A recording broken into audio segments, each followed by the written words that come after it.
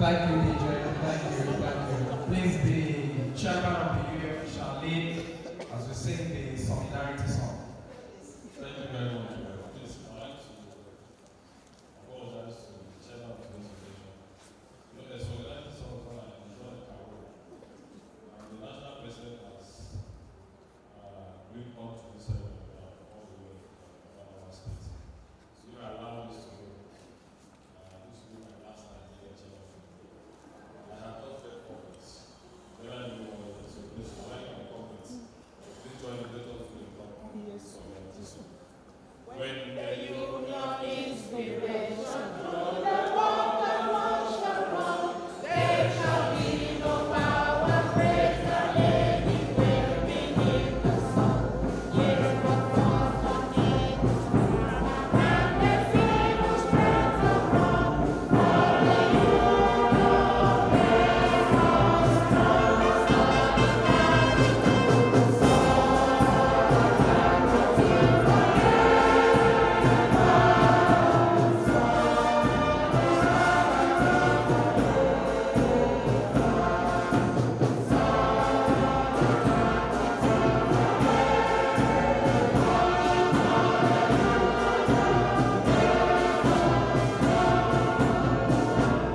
Solidarity forever.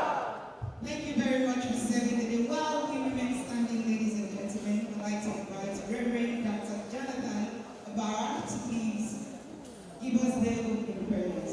Thank you very much.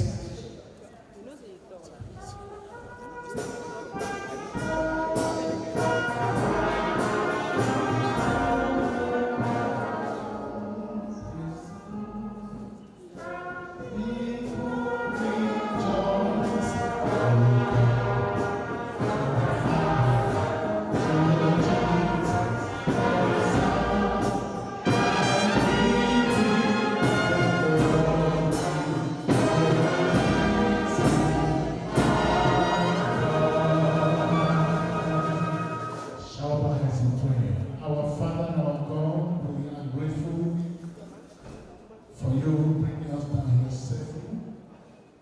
And we know that when we begin with you, we have no any doubt that you will protect, you will lead, and you will direct us right. Therefore, Lord, we commit the opening ceremony of this program unto you. We dedicate it unto you officially. Father, come and do a new thing here. And whatever we shall be doing here will bring glory to your name. We thank you officially. We ask that you will dedicate this for us. O Holy Spirit take over.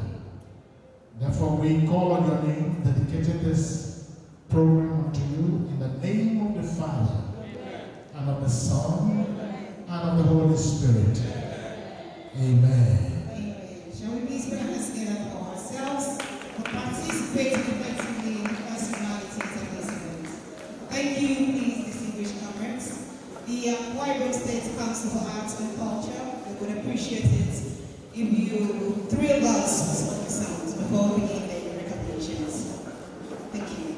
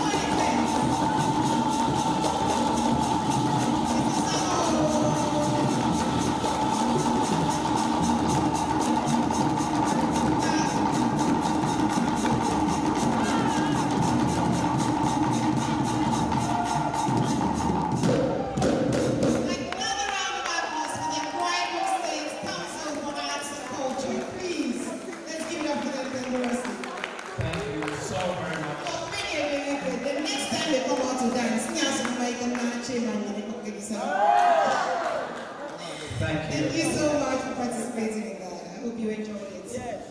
Distinguished guests, ladies and gentlemen, very good morning to all of you. And welcome once again to the opening ceremony of the 2025 Press Week of the Nigeria Union of Journalists, Akwa Ibom State Council. We're here for the opening ceremony. This is the second day of the 6th week.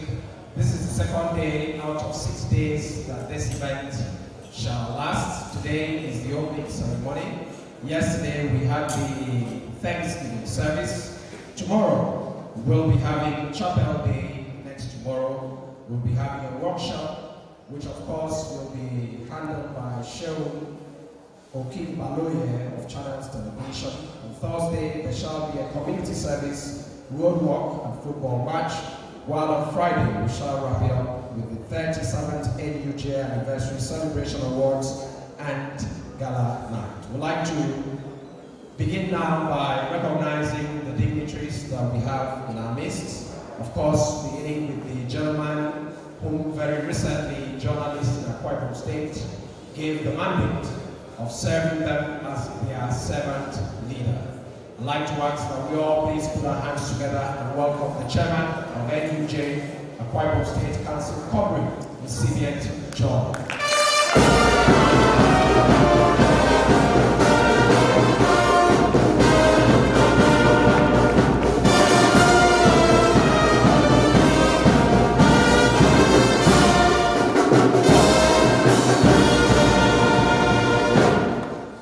We would also like to recognize the presence of the chairman on this occasion.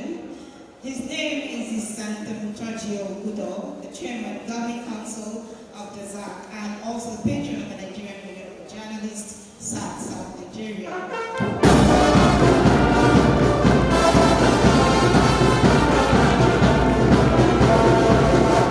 Thank you very much. The keynote speaker of this occasion is here. He's a fantastic gentleman. When it's time to bring him up, we shall read out his profile. But for now, ladies and gentlemen, please put your hands together. Upon and welcome Comrade Moffat Ekoriko.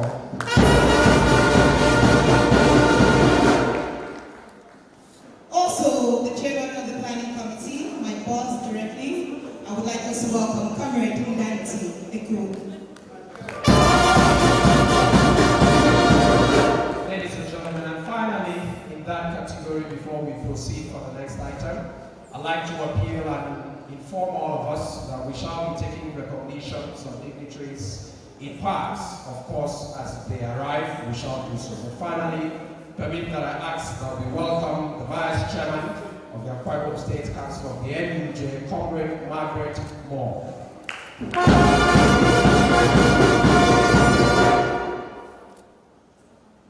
We would not fail to recognize all of you for being here. There will be no press week without you. There will be no 37th anniversary without you. And so, even though we have not mentioned your name specifically, know that we appreciate it greatly. And so, brass band, one sound for every comrade in this press, please. This one is for you.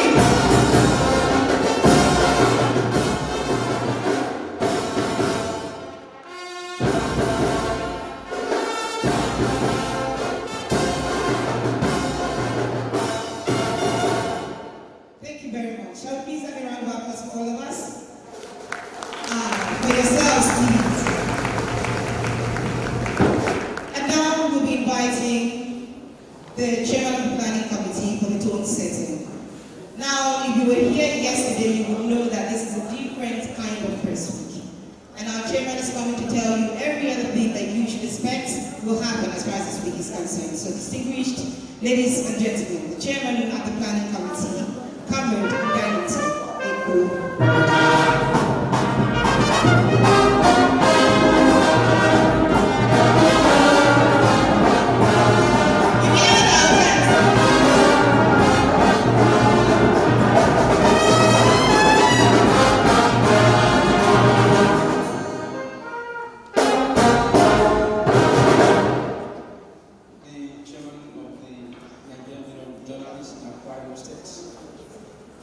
Very old leader, my mentor,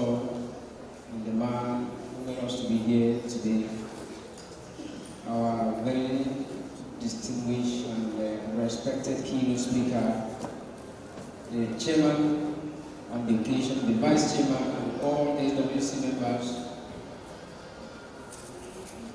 all comments and all guests here, welcome to 2025 NUJ Press Week. I thank God, give God the glory that He has made it possible that we are here today to declare open the 2025 NUJ Press Week. Yesterday we went in church to thank God and reference Him for all He has done for the Nigerian Union of Journalists. And then today we are here to formally declare the event open.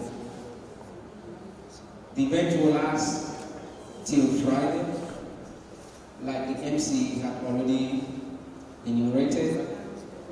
On Tuesday, that's tomorrow, we'll be meeting here again for a chapel day which I will highlight the competition. On Wednesday, we'll be here for a workshop. We will expect to drill ourselves and mold ourselves to know what is up and what is current in our very deep profession. And then on Thursday, we hope to go somewhere very informal. We go on a road walk to exercise ourselves, and then that will couple with orientation and sensitization to some selected schools and institutions in the state. And then we'll wrap it up on Friday with award and dinner night, where we hope to celebrate some of our distinguished stakeholders, personalities, and our colleagues in the profession who are doing excellently well. That will be the size of the press week, but permit me to draw your attention to the fact that the most significant thing in this 2025 press week is the fact that it marks the 37th anniversary of NUJ in Akwa Ibom State. And then it is our delight, it is our aim and goal to come together as a union and then sit and ask ourselves some silent questions, starting from what possibly our union, our provision has been since we started in 1988, and then we also look at where we are at the moment, and then we also look at where we hope to be in the nearest future. All this is what we will be doing together. It will be an opportunity for us to set a new trajectory, an opportunity for us to know what will be the way forward as far as journalism practice is concerned in Akwa Ibom State.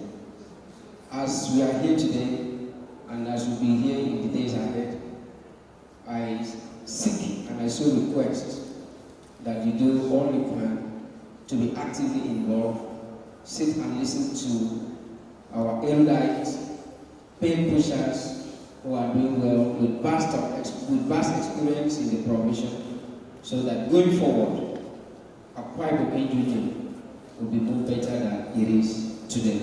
Thank you and welcome, please.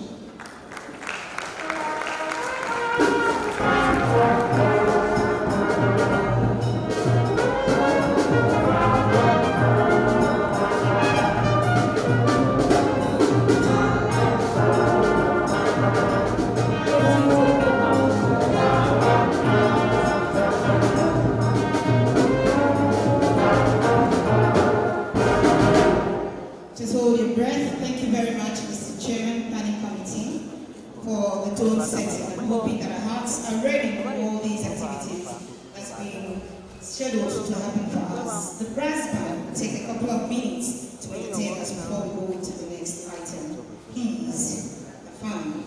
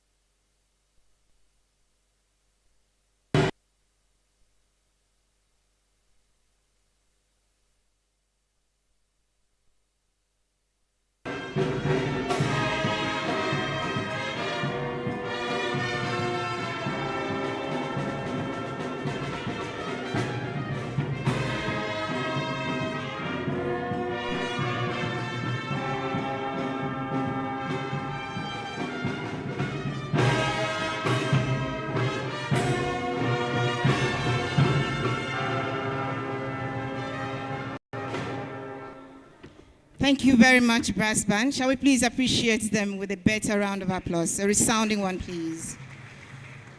Distinguished comrades, it's the 2025 NUJ Press Week, also the 37th anniversary of this union. There is a story behind this beautiful celebration that we are having, and that story begins with our people.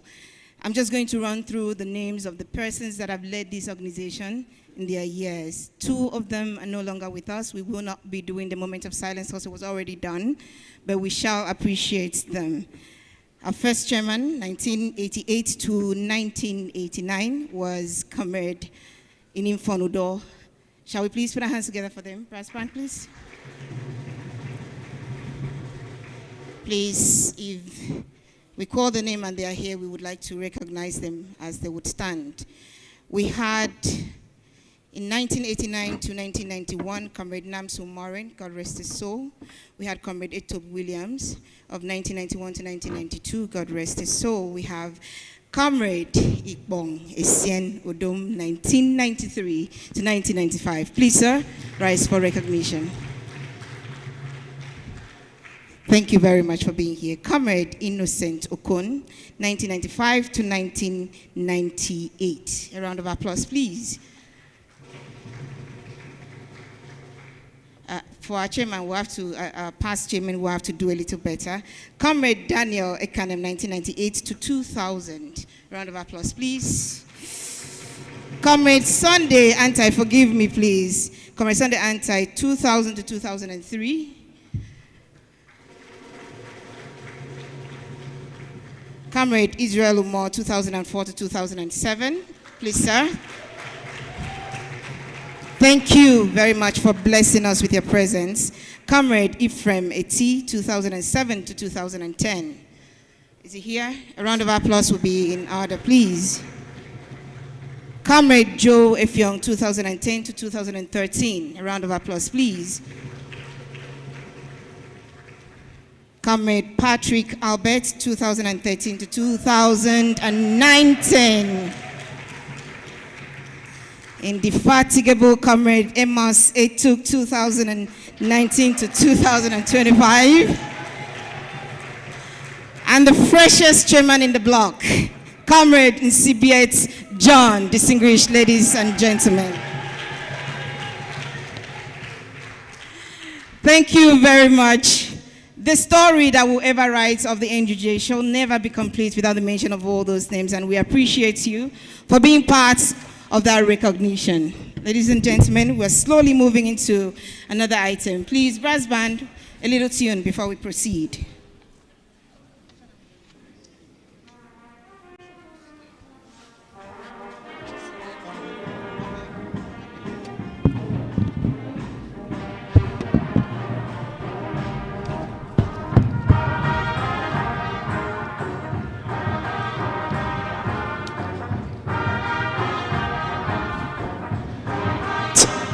Thank you, the band. Thank you so very much. Distinguished guests, ladies and gentlemen, just a few acknowledgements before I bring up the chairman of the NUJ Akwa Ibom State Council for his speech. I'd like for all of us to please welcome members of the SWC who are here with us. The Assistant Secretary, Comrade Udwak Akai. Please let's welcome her with an applause. Thank you so much. Welcome also the Auditor, Comrade Diani Ime Uko. We celebrate and welcome you. Members of the SEC are here as well. We'll also use them to recognize chairmen and secretaries of chapels. Please, ladies and gentlemen, can we please put our hands together and welcome the Secretary of Apex Chapel, Grace Anderson. Comrade Grace Anderson, please. Welcome you. Welcome also Comrade Akan Akban, the chairman of Sensor Chapel. That's him over there. We celebrate and welcome you. The chair of chairs and the chairman of Atlantic FM Chapel is also here, Comrade Grace Udoma. Please, a round of applause for her. Welcome also the Dean of Secretaries, who is also the Secretary of the Federal Information Chapel, Comrade Linus Udoma. Please, let's celebrate him with an applause as he comes. And finally, in that category of recognitions, ladies and gentlemen, please, we welcome and celebrate all heads of stations that are here. Permit that I acknowledge and welcome all of them through the General Manager of Atlantic FM, your Comrade Ubong Obot. Please celebrate her with an applause. We celebrate and welcome you. I'd like to, at this point, ladies and gentlemen, invite the Chairman of the NUJ Akwa Ibom State Council, Comrade Nsibiet John, for his remarks here in this occasion. Mr. Chairman.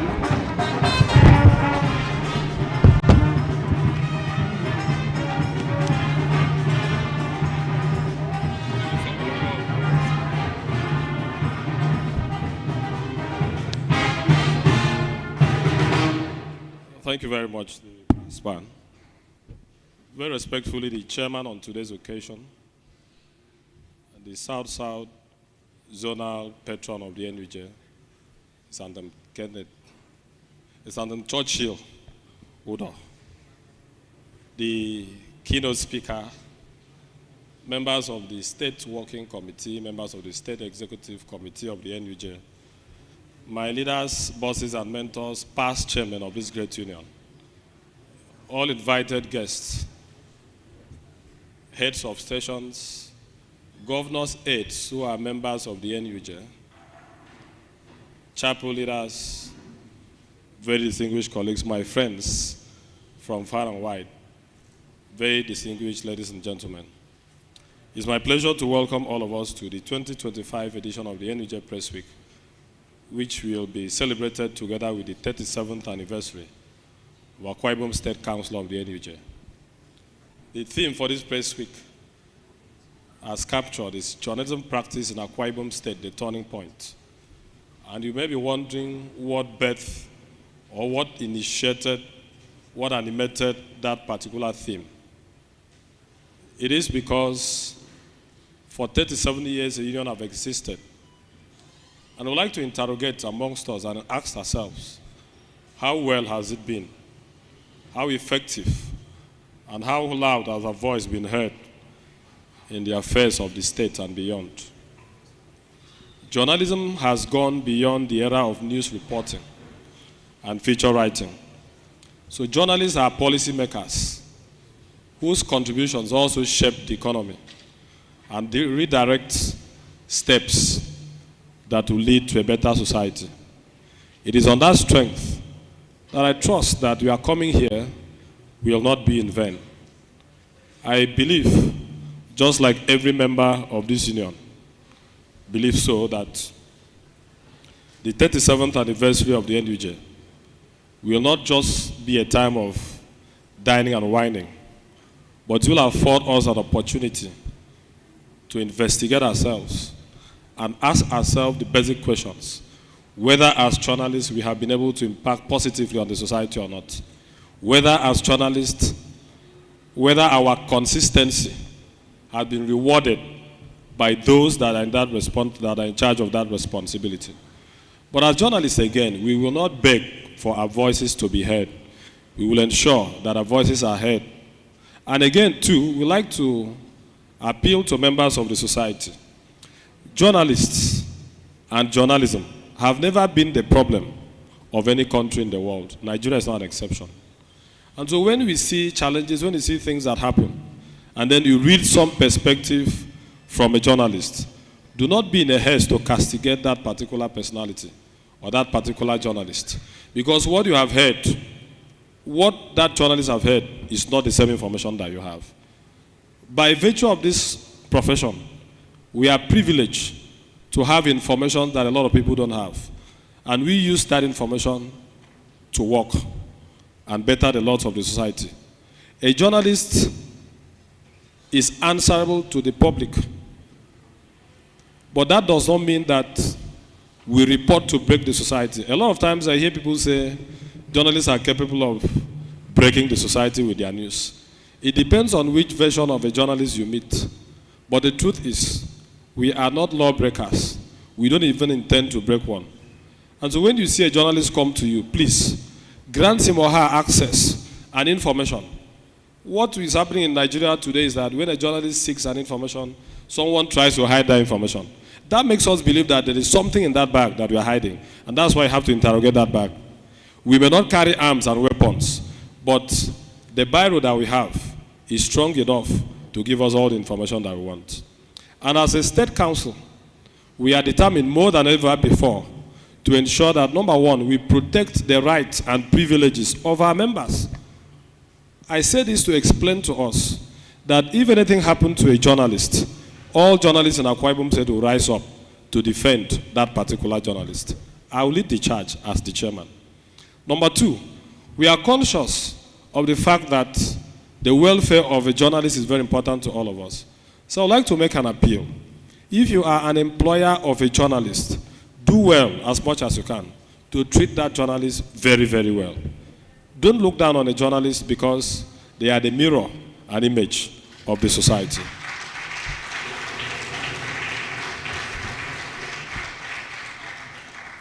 On our own path, we will reciprocate by ensuring that we stay professional in everything we do. A lot of times people read on the pages of the newspaper, they listen to radio, read on social media, some happenings. And without even confirming the authenticity of the person that made the publication, they rushed with an information.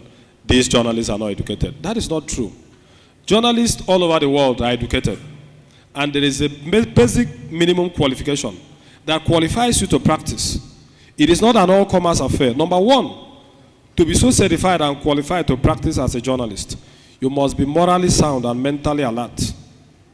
Number two, you must have gone to school and obtained at least a BSc, BA, or HND in either of communication arts, mass communication, journalism, or its equivalent. If you studied English language, that wouldn't qualify you to be a journalist. And so you know that you are dealing with very qualified persons. I would also like to make an appeal to those that would want to seek services of media managers and journalists.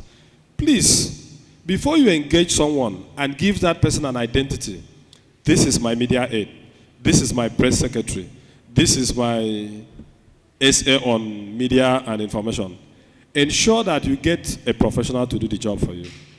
Please.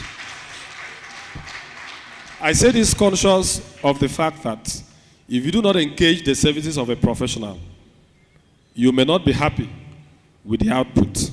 And when you engage a journalist, please pay the journalist very well. This is because journalists shop in the same market with everybody. God are the days where a journalist will come and cover an event for you. And at the end of the day, he said, thank you for coming. Please go and publish the report. When the report is available, I'm going to appreciate you.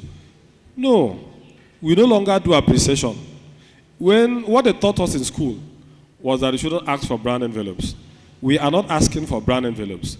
We are only asking that we should be paid when we are engaged. Yesterday in church, the lead pastor of All Grace Household Ministries, Reverend Iboma, took time, I think about 30 minutes, to speak to us on the turning point. And he prophesied that effective 2025, this is a turning point for journalists in Akwa Ibom State. And I also believe that this is a turning point for journalists in Akwa Ibom State. I'd like to use this opportunity to further call on government, corporate bodies, institutions to collaborate with journalists. Because the moment you feel that journalists have nothing to offer other than what you assume, we will tell you that we didn't go to school to spend 5 years, perhaps 7 years, 1 year in the NYC, 1 year of IT, and then become certified journalists to be mistreated. So the appeal we are making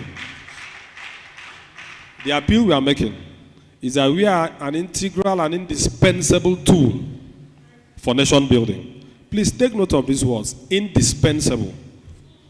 You say, when we were studying economics, they used to tell us that nobody is indispensable. Journalists are indispensable. You cannot do without us. That's the reality. After all, living in the Bible you have journalists. I don't want to preach. Well, I can only tell you thank you for coming. This engagement is for 6 days, like the moderators have rightly noted. And I'd like to take this moment to sincerely appreciate former leaders of this union, the people that made us stand on this ground. And we are standing in a building that began about 17 years ago under the leadership of Comrade Israel Umar and completed under the able leadership of my boss and mentor, Comrade Amos Etuk. And I'd also like to use this opportunity to please introduce again to us the grandfather of the NCBA John-led NUJ chairmanship, Comrade Patrick Albert, while also acknowledging fully with gratitude the services that Comrade Ikbong Esienudom rendered to this union when he served as the chairman. He has extended that particular service again by ensuring that he put and galvanized all former chairmen together. Please let us celebrate them. I believe that in the coming years, I am going to be a former chairman. I'm already afraid that the way you are clapping for my former chairman, you may not even clap for me that time. So please, let us celebrate our former chairman. Why you need to celebrate them is that leadership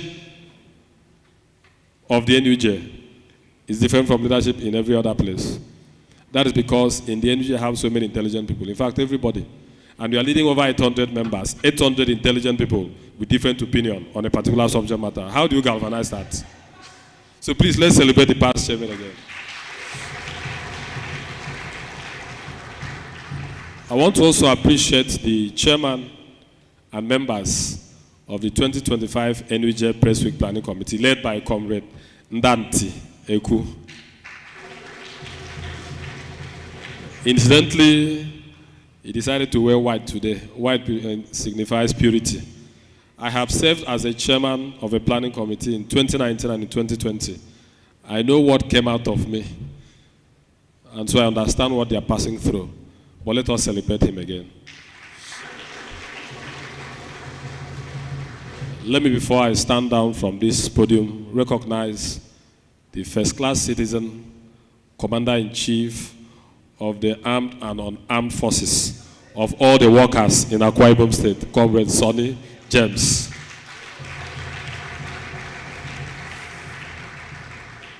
Finally, very distinguished ladies and gentlemen, dear colleagues, let me assure you that today we will be listening to one of the best journalism teachers in the world. We are lucky to have him in this part of the world. If he was a product or he was an offspring of anywhere out of this place, we know where he would have been. Let us celebrate Comrade Moffat Ekoriko. When he was earlier introduced, I asked him if he's still a comrade. Because when people make so much money, they are no longer comrades. But he assured me that he's still a comrade. So I'm sure he's going to talk to us like a comrade. So let's open up our minds and listen to him, and then we'll have an interactive session before we continue with the business of the day. I've been reliably informed that your breakfast, your lunch, and your dinner will be served here. So stay put and enjoy the rest of the event. Thank you.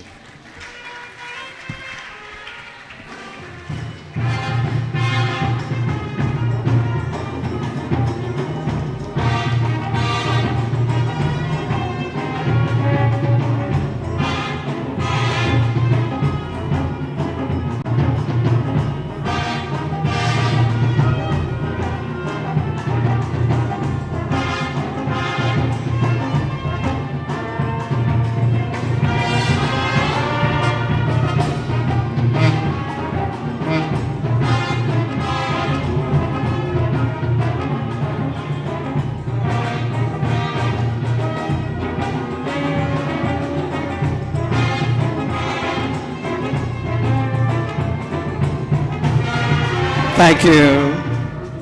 Comrades, once again, please applaud the chairman of the NUJ Akwa Ibom State Council. Thank you for your hard work, dedication, and commitment, Mr. Chairman.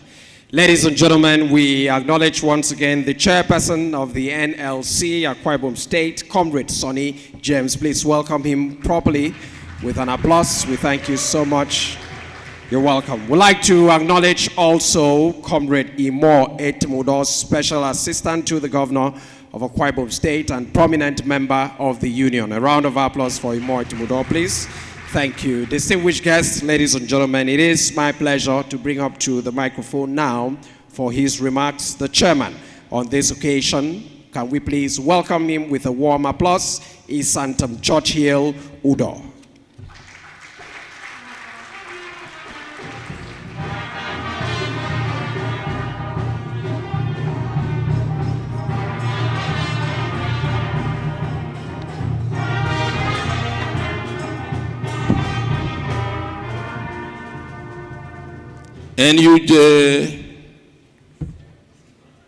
NUJ,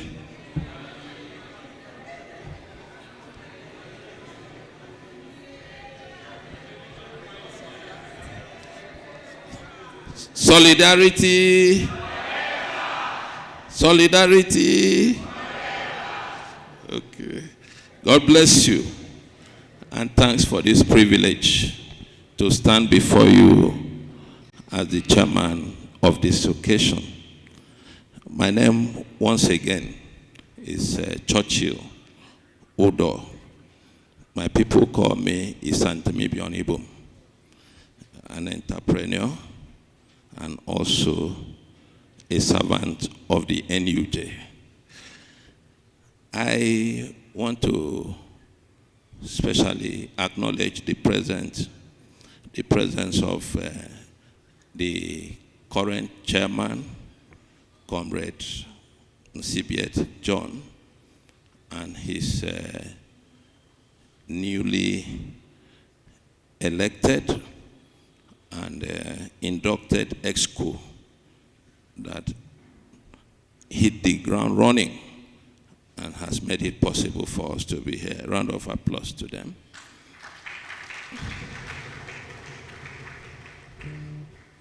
I also want to commend, using the immediate past chairman, to commend all the past, or the people you call the emerituses of the NUJ for Akwa Ibom State Council.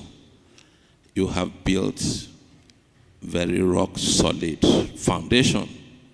That is why it is very easy for anybody that comes in to, it will not be a coastal ride, but at least where to take off from without so much challenges. Can we clap for them, please? Using Comrade Honorable Amos Echuk,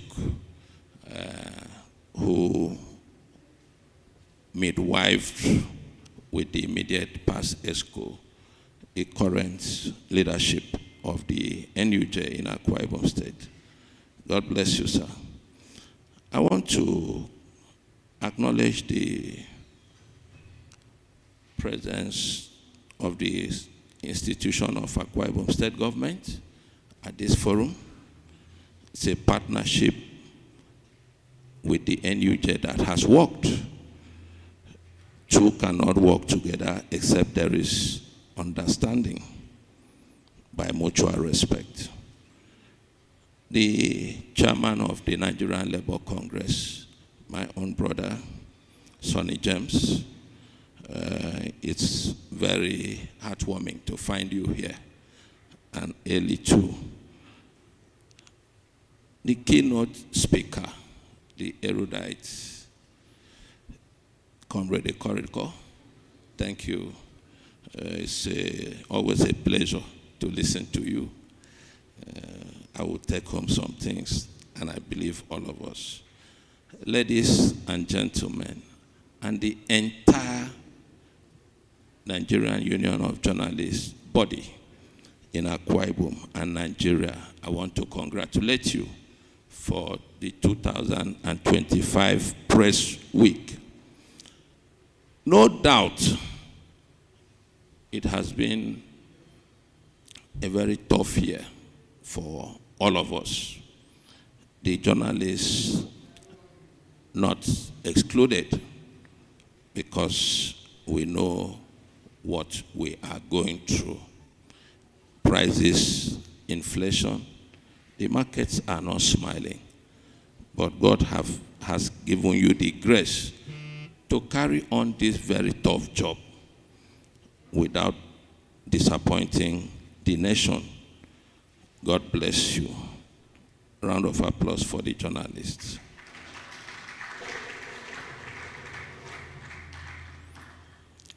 It's a national event because it's an event, the Press Week is an event that is on the national calendar of the Nigerian Union of Journalists. So I, by extension, not only congratulate the Akwa Ibom Council and chapels, and its 18 chapels, but also the national presidency of the Nigerian Union of Journalists and the 36 state chapters, councils. I pray that you have a great week where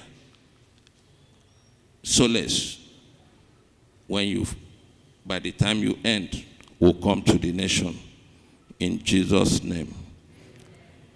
Now, the theme for this year, Turning Point, is a theme that has been well thought through and very rare.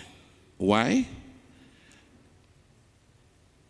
For me, the NUJ in Akwa Ibom, by my rating, has done very well, because the current peace we enjoy in this state, yes, the state government has done well by providing infrastructure and also strategic leadership. But if the reporting is not properly done or is done with act of mischief, it will be difficult for us to enjoy the current peace and tranquility that we enjoy in this state. So we appreciate that though you have done well, but you are determined to step a lot further. That is why you have chosen this theme. May the God of all grace give you the capacity to be able to think through, come up with policies, plans, and back you up with resources for implementation to achieve this vision. When I came across this topic, and I reckon that the state is already doing well, I remembered one topic I had in my CN class, 102. In my varsity days, syllogism. It has to do with sense of logic. And I used to be told before then that the best in terms of excellence is what you can get, which is good, better, best. But that topic now changed my thinking and opinion with one advert, better than the best. A round of applause for the NUJ, Akwa Ibom State, for planning to implement strategies and decisions that are better than the best. My prayer is that God will imbue you with wisdom, capacity for enhanced productivity, resilience, strength for teamwork and building, and cooperation for deep thinking. In Jesus' name. For you to achieve beyond just the possibles, but conquer the impossibles. My recommendation and my advice is that you continue to do your job, which you are already doing excellently, very well, but better now, professionally, knowing that only the truth can set you free, and with wisdom and spirit of excellence as your guiding principles. You continue to support the leadership of our dear state, and at all times, pray as you write, as you speak, for His Excellency, Pastor Omo Eno, PhD, for not only sustaining the peace in the state, which has made it possible for us to sit here without mounting quarter guards everywhere. I will tell you that in many parts of this nation, this can only be termed as wishful thinking. We pray for them, and we pray for Nigeria. At every time, before you post, please ensure that that represents the spirit of the new Nigeria we are talking about. AI, artificial intelligence, has come to redefine your job. I would advise you, as a journalist of repute, that the law is made for the man and not man for the law. Therefore, AI is made for you to support and build a better society, not to destroy. That is the only way we can continue to be a pace-setter state and council and live comfortably, reassuringly, in peace, progress, prosperity. We all know that this peace we enjoy here must be consolidated and sustained. It is in the hands of the journalist, first and foremost. Because it is said that the pen is mightier than the sword.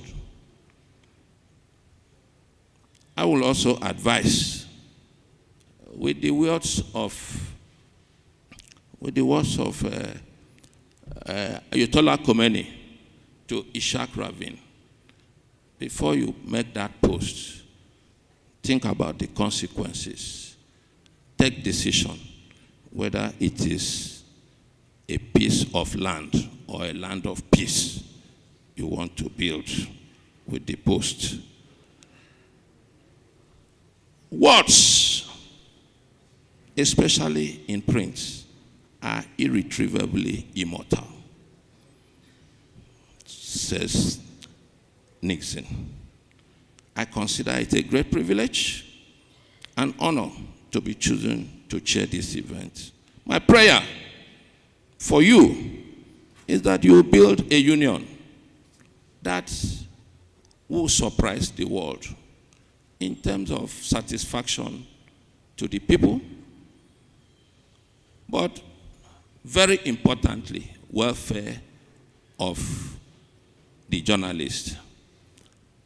I have come to work with you, and it is my desire that we do not superintend over poor people. So, Turning Point must also focus not only on reporting style, but on the welfare and benefits of the journalists. Thank you very much. It's a week-long event.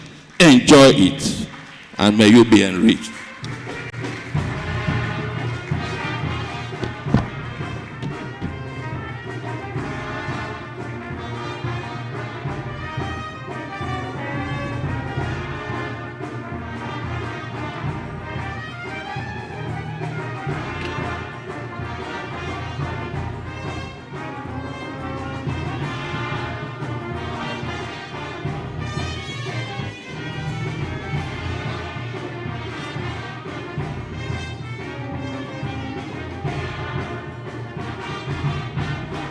We thank you so much. The chairman on this occasion is Santam Churchill Udo. We thank you. Distinguished guests, ladies and gentlemen, it is time for our keynote address. Just an acknowledgement before I invite the gentleman who will deliver the keynote address here.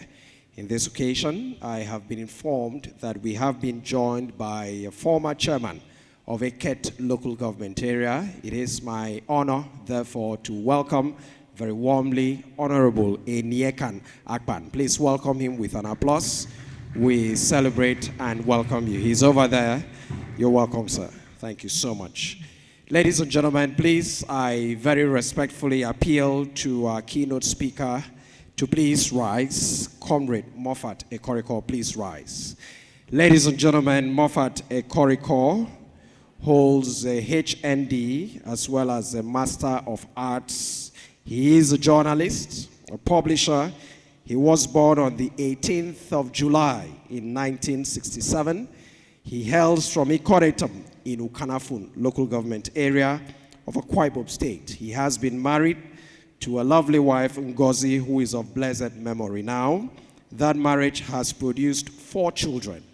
Moffat Ekoriko attended the Polytechnic Ibadan, Federal Polytechnic Oko, University of Leeds, UK, Wolfson College, University of Cambridge, UK. Talking about his career, he served as chief reporter of the Nigerian Tide, Port Harcourt, from 1985 to 1993. He has been an assistant editor of Sunray, Port Harcourt, that he did in 1993. He has also served as energy correspondent of Newswatch Lagos from 1993 to 1996. He has been a correspondent with Times of London, and he did that from 1996 to 1997. He has also served with the Financial Times of London from 1998 to 1999. He has been a regional editor of Africa Today, London, 1996 to 1997. He's also had the experience of being a contributor with The Observer that he started from 1997 till date. Ladies and gentlemen, this gentleman has been a publisher of Newswatch, News Africa Magazine, London, 1999 to date. He's a fellow of the 21st Century TMST London since 1998, a member of the Commonwealth Journalists Association of London, and that he has been serving very creditably.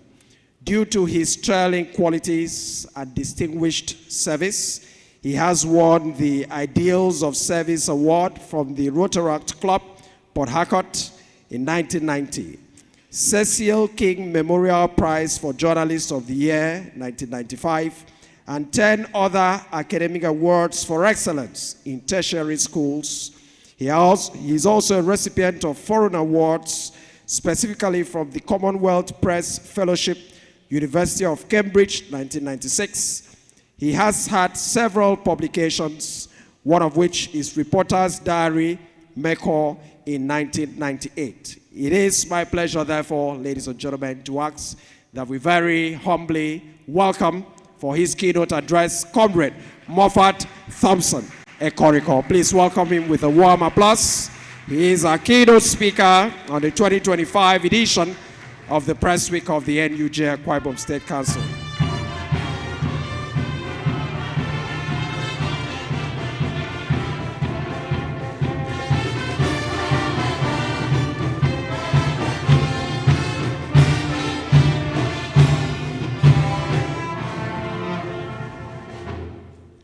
Good morning, everyone, distinguished colleagues.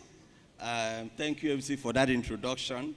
Before I get into trouble, I just want to say that my first wife died, and then the one I'm married to, Ngozi, is still alive, so that we don't mix that up. But thank you so much for that introduction. I want to just say this, that it's a great privilege for me to be here. I always tell people that the most difficult honor to have is the honor from your own people.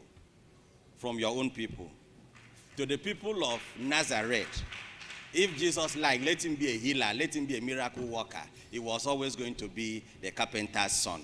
So when you allow me buck the trend that the prophet has no respect in his own place, 3 years ago I was here, I was honored with an ambassador award, and today I'm here again as a keynote speaker. I say thank you so much and God bless you. The chairman of today's occasion, the very popular chairman of the NUJ, I told him, I said, you must be a very popular man. He keeps smiling. Past chairman of the union, I hope it is still remembered that in 1988, I was in Uyo, and I was one of the pioneer members of the Nigerian Union of Journalists at Akwa Ibom State. I was a correspondent of the Nigerian Times newspaper. So let nobody forget my contribution. Ladies and gentlemen, I was very delighted to have this invitation because I wanted to come and speak not just to my colleagues, but also to the people of Akwa Ibom State. And I love the theme of the press week, the turning point. And I asked myself, what we're turning to where? And I thought I should make a keynote speech presentation on the turning point in pursuit of the common good. So what I'm speaking today on is a turning point in pursuit of the common good. Around the 4th century BC, that was the classical age of ancient Greece, scholars have started inquiring into what is the good life. You know, there was Socrates, who is widely regarded as the father of philosophy. Then he had a student called Plato. Plato had a student called Aristotle. As most of you will remember from that song in the primary school, I know Aristotle, who taught Alexander the Great. So Aristotle, the great scholar, in his work, Nicomachean Ethics, arrived at the conclusion that the good life is eudaimonia. In other words, the life of happiness. Whatever you do, whatever you are involved with, whatever vocation, anything you do, the ultimate aim is happiness. If whatever you do does not give you happiness, then it is not worth doing. The next question that would naturally follow is, how can the individual achieve eudaimonia, which was not just a state of happiness, but flourishing? That you are not just happy, you are flourishing, you are happy, everything about you is working well. In Christian philosophy, it is captured as having life and having it more abundantly. Some of these things as a way of working. The people 400 years before Christ came, they were talking about the good life. And then Christ came. By the time Christian philosophy came, we're now talking about having life and having it abundantly. So some thinkers were of the opinion that if you live a virtuous life, it will lead to happiness. Others say that individual can determine what makes them happy and pursue it. For instance, a secular man might determine that he needs a wife and successful children as components of success. On the other hand, some other man might believe that if he's celibate and has time and the space to serve the Lord, then that is what will make him happy. But you know what? If everybody in this Akwa Ibom decides to become priests who are celibate, it means you will not even have the next generation again. If all of us decide to be happily married men, we may not have somebody to perform the Eucharist in church on the next Sunday. So if everyone pursues a life of happiness the way he or she deems it, there will be anarchy. So Aristotle then came up with the concept of the common good, which is eudaimonia, happiness for all citizens. In other words, if we look at what is in the interest of the everybody, if I'm allowed to use my language, I will say, if we look at what is which is what is in the interest of everybody, what is in the good of everybody, then everybody, every individual can then derive happiness the way he lives his life or contributes to achieve. So to achieve this, individuals have to be organized. Okay, thank you. Individuals have to be organized into some form of society. This is what the philosophers, then Aristotle, them called the polis. And this is what gave rise to the Greek city-states. And it was so they had a city-state. So, but for the city-states to work, they needed to come up with a government, because somebody has to run the city-state. No city runs itself. Akwa Ibom has to be run by a government. Akwa Ibom cannot run itself without a government. So the government now becomes the apex of the organization of the state, of the police. But then, at that time, there weren't many people. So everybody in the city-state could go out, meet, and so you had democracy, contribute to how the state should be run. And then for you to also make sure it works, they now made laws. And that laws now regulates the conduct of everybody. But the aim of what they did was to make sure that there was the common good, which is what is in the interest of everybody, and a platform and a society, a setting that everybody can realize is their objectives. Aristotle also tied the common good to friendship. In other words, you have to exist as a social being. If you are just on your own, a friend of mine asked the other day, if you are the only one with a mobile phone, who would you call? So can you imagine buying iPhone 17 Pro Max, and there's no other person with a mobile phone in your community or in Akwa Ibom? You'll be holding the Pro Max and looking at it every day. It will serve literally no purpose. So you needed that friendship. And from that friendship, the citizens, because the people who were in this society were the citizens. The citizens, don't forget that in those days, you also had the slaves. So those ones were not free. So they did not participate in government. So they were expecting reciprocal benefits from their participation in the community. And the common good was also able to be achieved when the people were educated. In other words, if you gather people who do not have education, they cannot even utilize the opportunities available for them. So being educated was key to the realization of the common good. As societies evolved and city-state became replaced by country, the direct participation of all citizens in government become unworkable. Imagine a parliament of 220 Nigerians. So all the 220 million Nigerians will go to the House of Reps. I don't think they will be able to do anything. The chairman was talking about running an association of 800 people and the challenge. So you can imagine 220 million. So you get the chaos, the kind that you get with social media. If you want to check it out, let your matter enter social media. In fact, if you are Ledoche, you have online in-laws. By the time they finish with your matter, you'll be asking if we are still dealing with your own matter. As a result, societies has introduced representative democracy where we elect people from among us to serve. So you may think of the deacons in the early Christian church.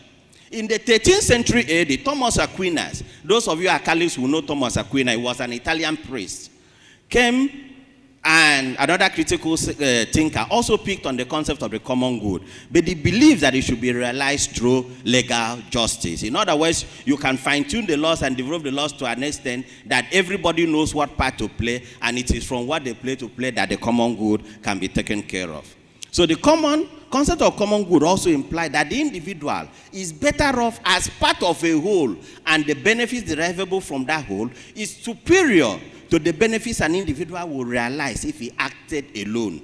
That is why we sometimes talk of the poverty of private wealth. No matter how wealthy you are, you cannot build a health system just for yourself. However, for the representative democracy to work in realizing the common good, it needs, in my view, two components. The first component it needs is democrats. These are politicians who are principled, value-driven, and selfless in service to society. That is different from accidental politicians. The ones we have in Nigeria are mostly accidental politicians. Democrats think differently.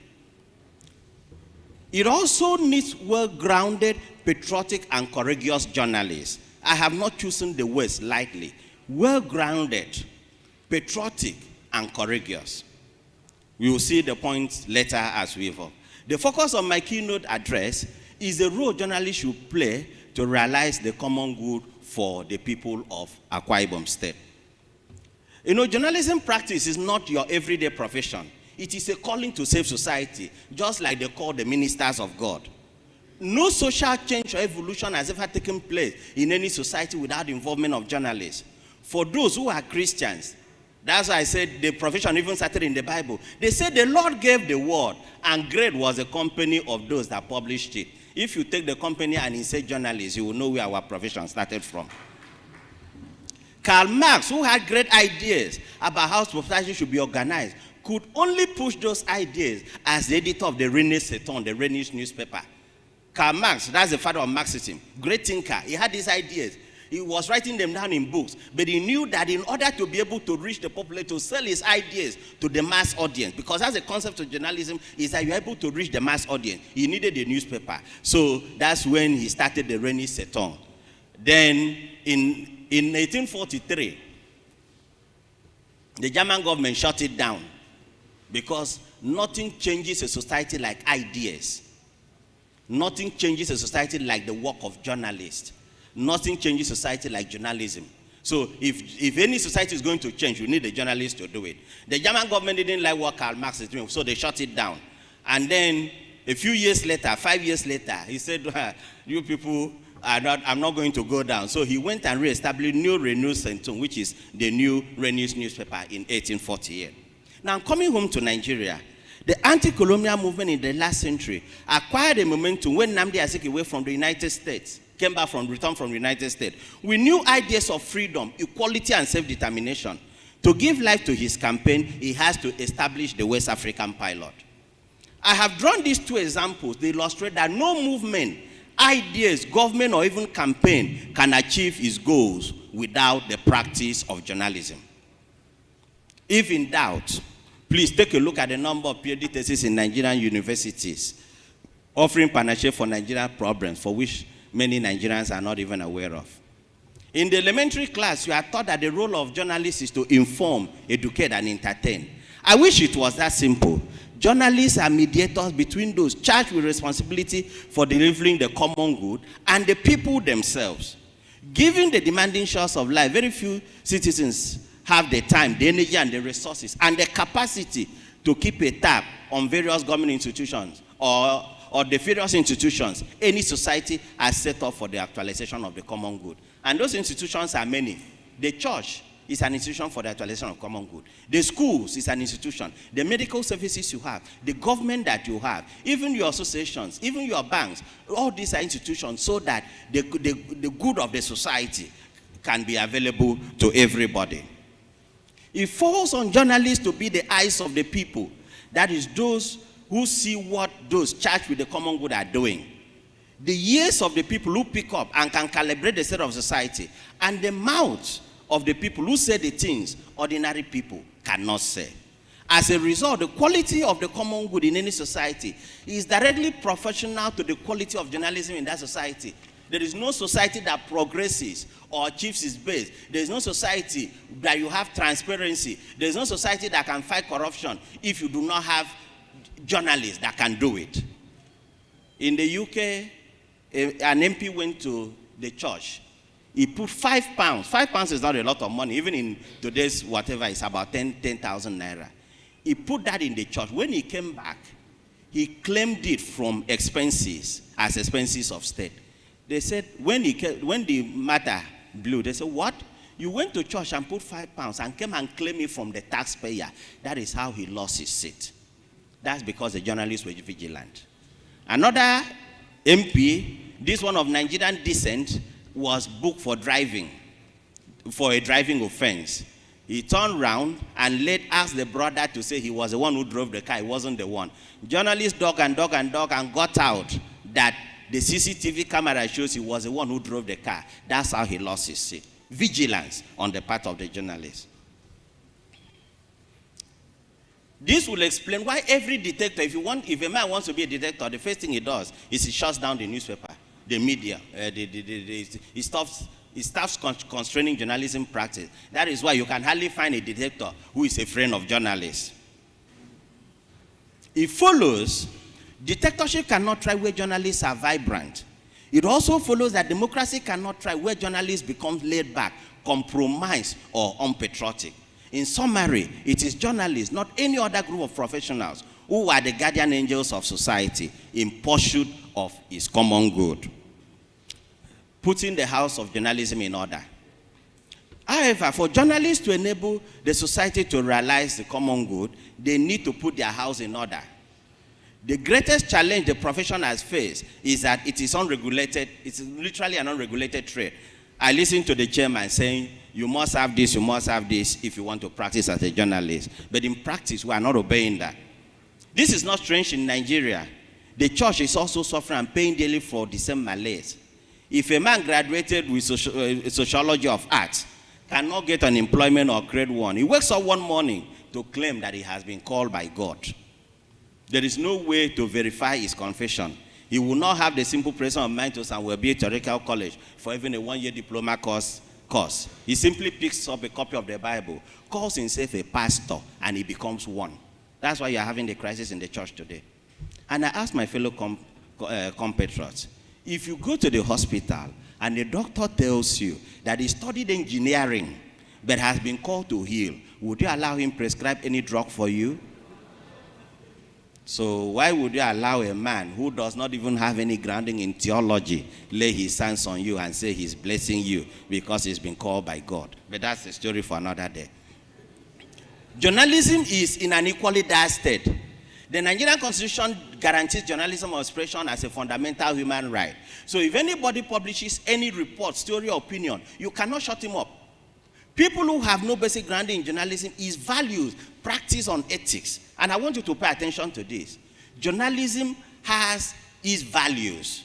It has its code of practice. It has ethics. Are populating the media as journalists. As a result, the quality of journalism practice appears to be going down when our country actually needs to go in the opposite direction. This is our own doing.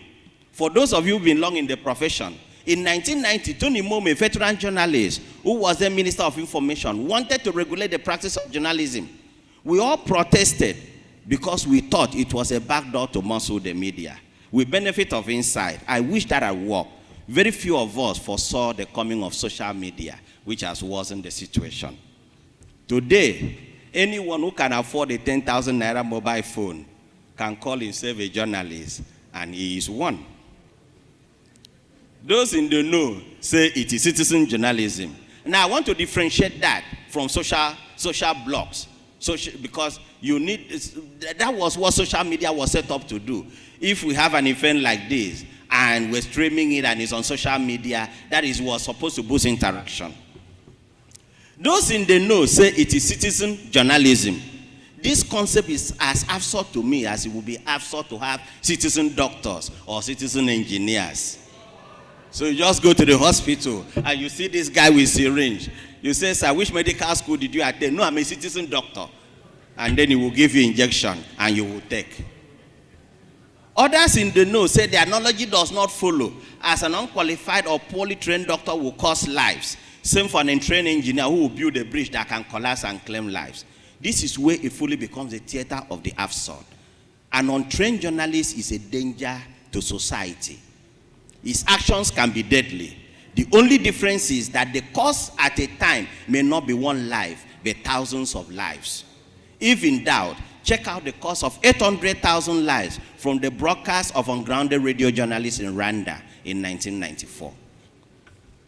A few months ago, there was an argument if a popular TV anchor who read animal anatomy is a journalist or not. The question I ask people on both sides of the debate is, if this man studied animal anatomy, but wants to practice journalism, why can't he just take out 1 year to do a postgraduate diploma at the Nigerian Institute of Journalism or any of the media schools in the country? I have spent 40 years in this profession. In fact, this 2025 is my 40th year in practice as a journalist. And I can tell you that there's more to journalism practice than writing what you see or asking people questions or sharing your opinion with others.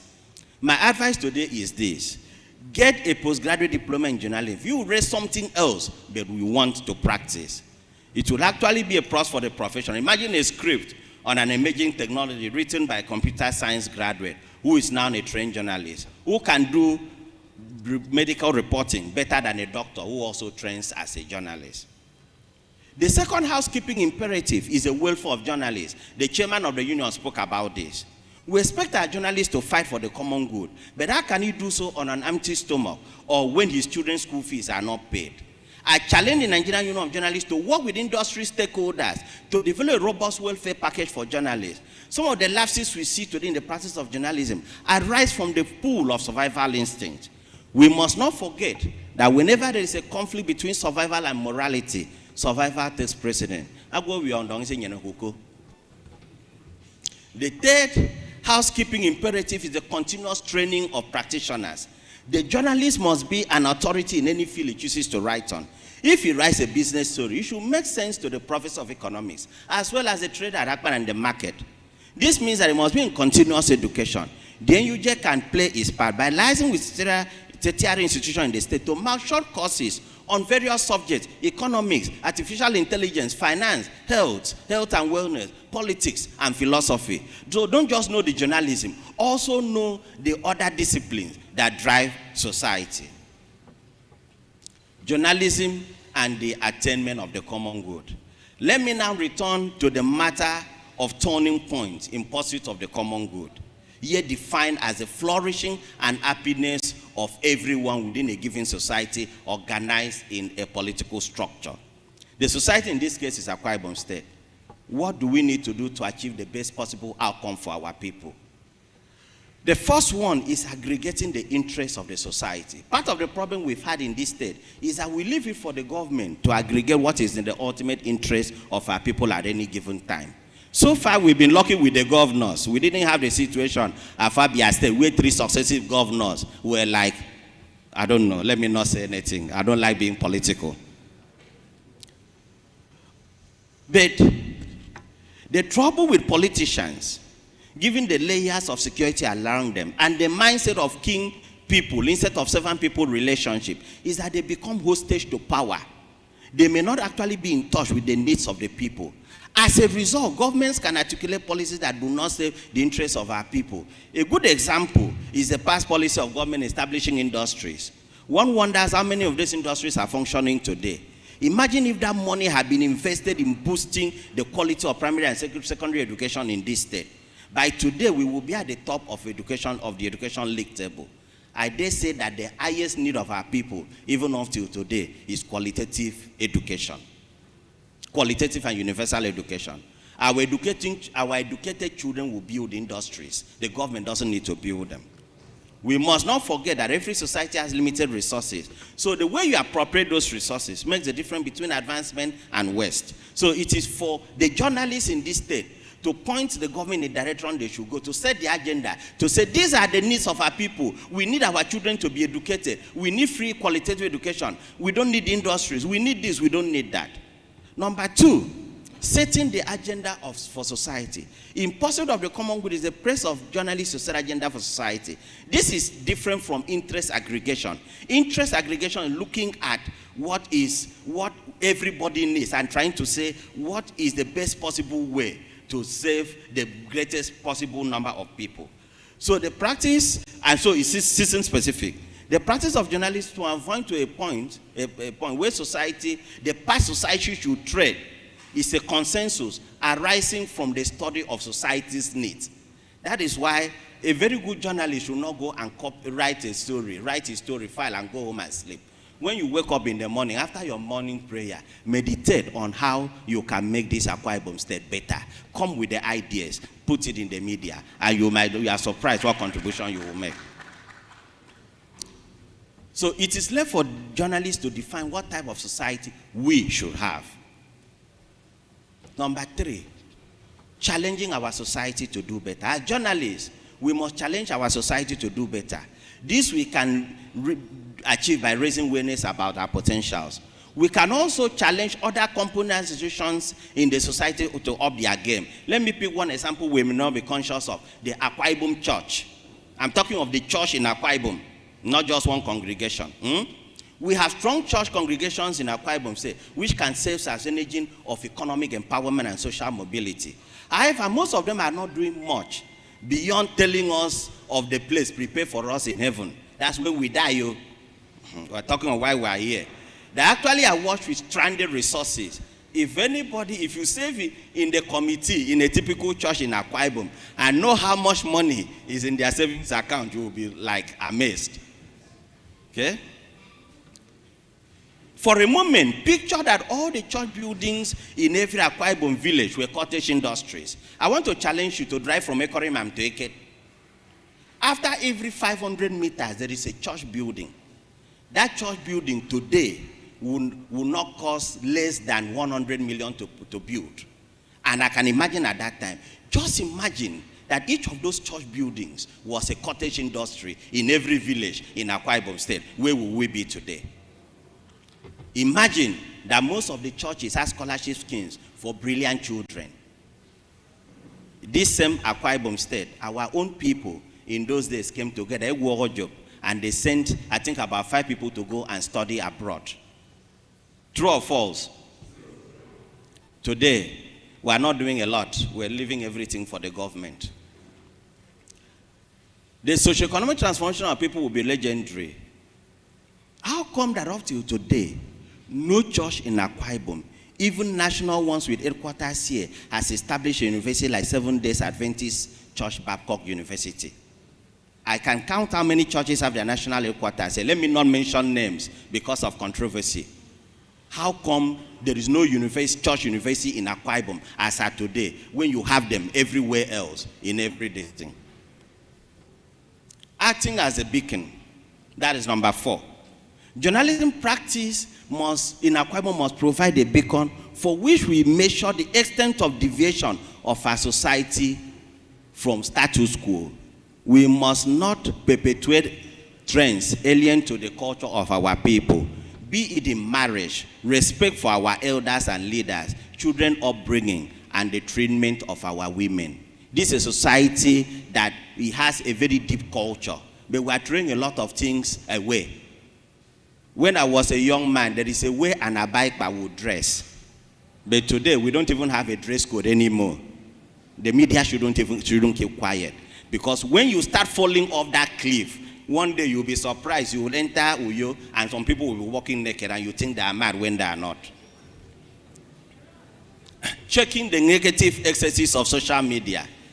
In this era of social media and online news, there's a temptation for journalists to attempt to play catch-up. And this is the most dangerous thing we can do. We should stick to the values of journalism: objectivity, accuracy, fairness, balance, and social responsibility. It is actually a place to check against tendencies inimical to the long-term interests of the people, of our people. On the Akwa Ibom social media space, I see a few persons fanning embers of disunity. We must take a stand that our people cannot be divided. That's why I'm very happy that the Senate President and the Governor of the state are working together. You might think it doesn't really matter. In 1979, we had a Senate President in the Cross River, Joe Wayas. We had a Governor, Dr. Kilemenisong. The two of them were from the same political party, but they fought themselves so much that when they allocated a refinery, 100,000 barrels per day refinery to the then Cross River State, they fought, and that refinery was never built here. They cut part of it and added to the one in Port Harcourt. I'm just telling you what this disunity has done for our people.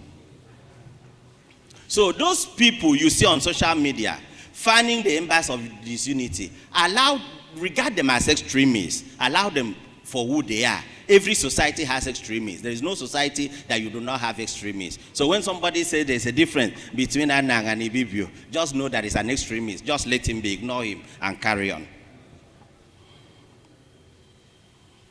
And these people are less than 10 anyway. Accountability. If the concept of the common good must be optimized, journalists in Akwa Ibom must act as a check against the abuse of common trust. It is a place to ensure that the resources meant for the common good are not mismanaged, be it in government, the church, or public institutions. Part of that accountability is ensuring that people started with public duties discharge them. For example, if the state government now employs a doctor and posts the doctor to that hospital they've just opened in Okanafon for my people, the doctor should live in Okanafon. He shouldn't live in Uyo and be going to work in Okanafon. The difference is that if a pregnant woman at 2 a.m. is in need of emergency surgery or cesarean, he will be there instead of sleeping in Uyo and coming in the morning when the person is dead already. If government voted for a project, there's no point to when to blame the government if the project fails. Monitor that project and raise alarm on time. We should also demand more from our leaders. And this is very personal to me. We are not demanding that our leaders do more for our people. See any successful Akwa Ibom man, ask him, how many people have you mentored? How many people have you raised? How many million? You are a millionaire today. How many millionaires have you created? No. Everybody stands and wants to be in his loan. Like they say in my place, it's okay, this is Ifroke Kai. In other words, one tree cannot make a forest. So if you're a millionaire today, let your record be that you also raised 10 millionaires. How many of you have heard of the story of Obi Kubana? Obi Kubana is an entrepreneur. He's from Anambra State. When he wanted to bury the mother, they couldn't count the cows. Those cows were brought by Obi Kubana's boys. If an Akwa Ibom man is not a politician and wants to bury his father, you will be surprised that there is nobody other than him who will be able to afford one cow to give him because he did not raise anybody.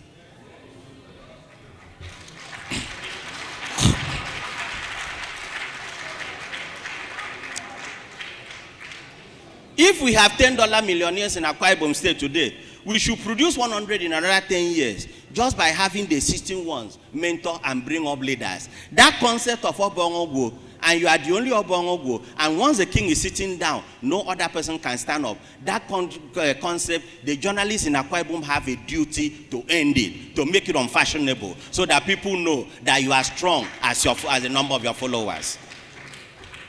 Reorientation. One of the obstacles to the attainment of common good for our people is our mindset. And that includes all of us, even some of us in this hall. In Hebrew, there is a word called figon, which means a state of exceeding happiness over another person's progress. In German, there is a word schadenfreude, which means a state of rejoicing over another person's misfortune. We do not have figon, the equivalent in our language. But we have the equivalent of schadenfreude in our language, and that is idiocy. It is our place to reorient our people from idiocy over their brothers and sisters' achievements. If we can simply change this mindset, our society will take a big leap.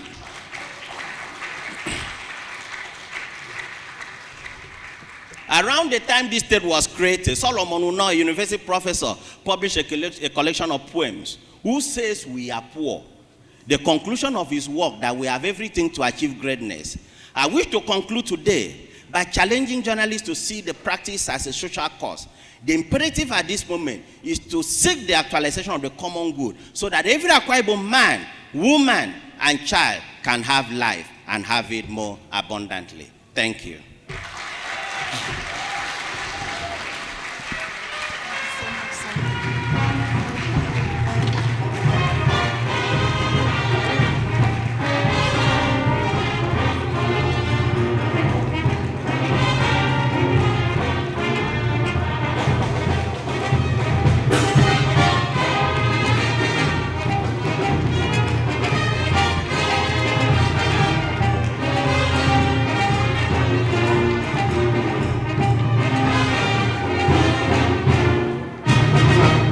Distinguished ladies and gentlemen, I've been told before that a day with a great teacher is the greatest day of all. It is the day that paradigms are shifted, minds are shifted, and we also have that day to be the day where people's destinies are redirected. A whole life journey can literally be redirected by one single setting of teaching. Let's please put our hands together for Mr. Ekoriko.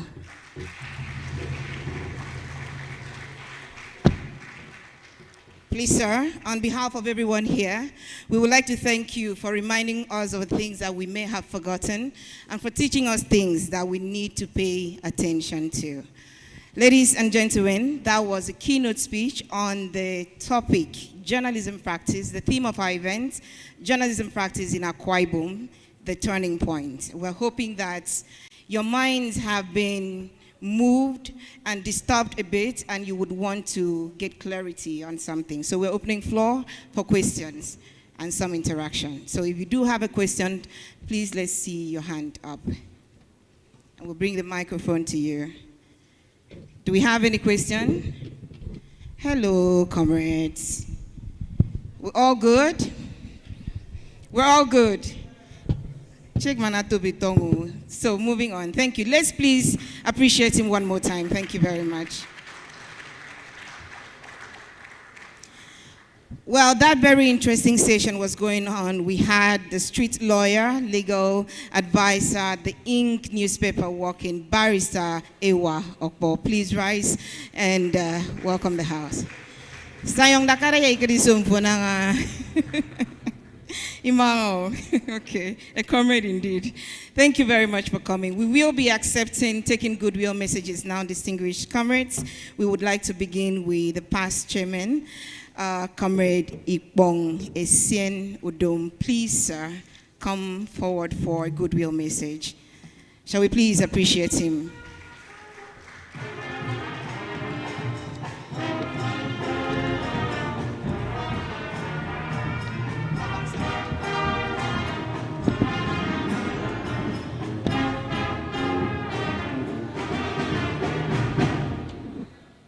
Let me appreciate the protocol that has been established.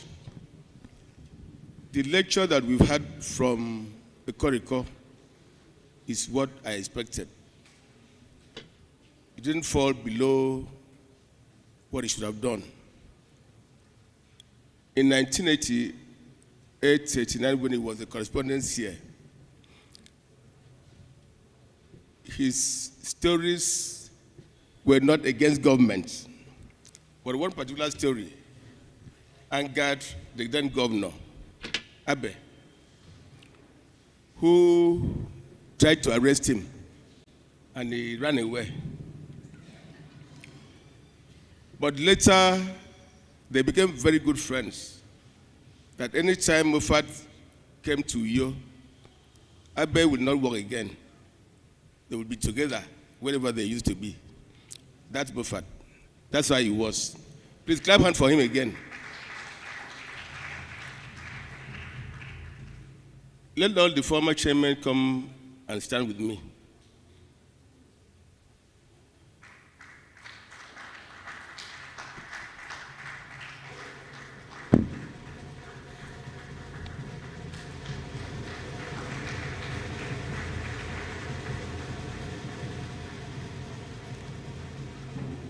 For now, we are 9. One of us has just died. For today, 3 are not quite strong to be here. All of us would have been here. On behalf of all of us, I want to assure the current ESCO, current chairman, that we will stand by him. We'll stand with him. We'll support him. We'll support the ESCO. We'll participate in all the activities of the press week. And whatever advice is needed from us, we will grant. On behalf of all of us, I want to congratulate the ESCO, the planning committee, for putting up a very successful press week. It's really a turning point because the lecture that has been given is what we have been preaching, that things should move the way.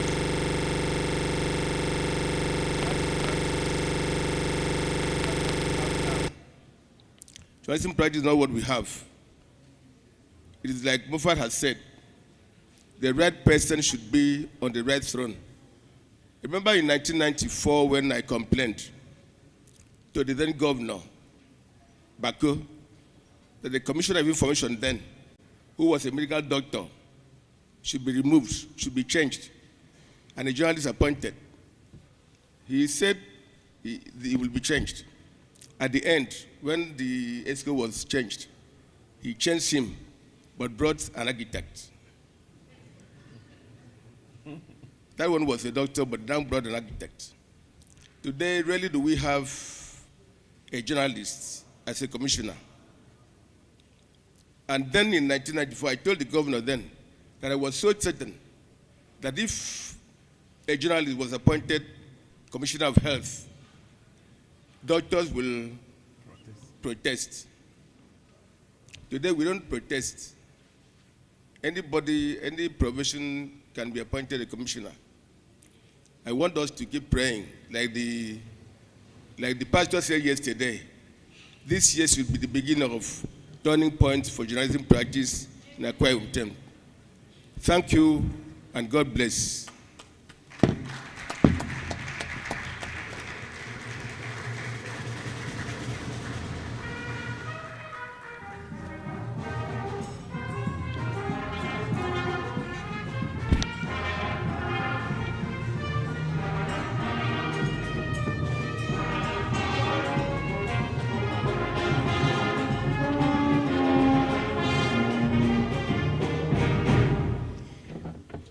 Thank you very much for the heartwarming goodwill message. We will now have more, but just before then, we believe that if we keep working, that the union will be very dull. So we would like to crack it up just a bit. For just a few minutes, I'd like to welcome our very own. I'd like to welcome comedian Sir James to please come and lighten the mood in this place. So if your hands are not busy, shall we please put our hands together and welcome comedian Sir James to help us have a good laugh.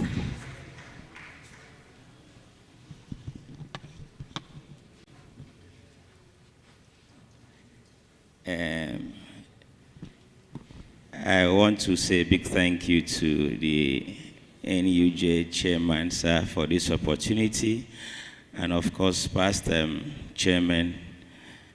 But I have not seen. I wanted to ask. If I don't ask now, I don't know when I will ask. Is Global Concord part of NUJ, sir? Huh? And the Guide newspaper, are they with you, sir? Because what I read these days online is not easy. So I want to thank you for finding time to put up this event. But I have a problem. I know that only NUJ will help me. Sir, those that are covering this event, please quote me. When Akwa Ibom was a governor of this state, if you marry a wife from a synodom, at a big boy. Am I lying? Am I lying? If you are lucky to have a wife from a synodom local government area, that's I will marry you from a synodom, at a big boy. Because Akwa Ibom will bless you very well. So I realized that when you marry from where a governor comes from, automatically you don't blow. So after Akwa Ibom left,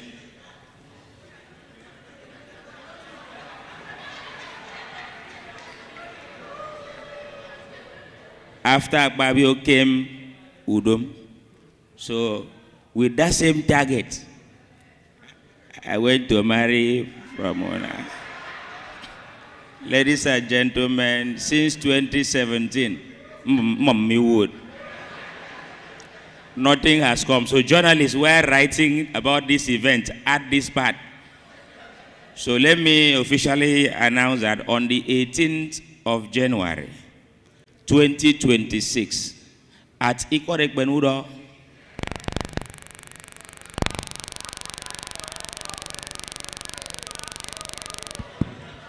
at Nserubium local government area, I will be picking a second wife. Because affliction cannot rise again a second time. Novendong. And of course, I also want to add that this event, I want to thank the NUJ state chairman for fixing this event, and of course with the support of the past chairman. I see my brother, Diani Meuko. It's good that you are in the NUJ Exco, but on radio, you're doing something else. If this guy wants to attack government on radio, you ask me about NUJ. So now I know NUJ's who don't fear anymore. Lastly, before I go, I just want to say this. Of course, the party, so let me greet you. You have I respect you in this state. What you did in this state some years back is still evergreen. That's why. In an election, or the Emma, I get a candidate, but if you get a memo phone. The government house again announce result. Candidate, no. I take candidate. We sponsor you. We can work. Sir, your grace is not sufficient to everybody. God bless you, sir.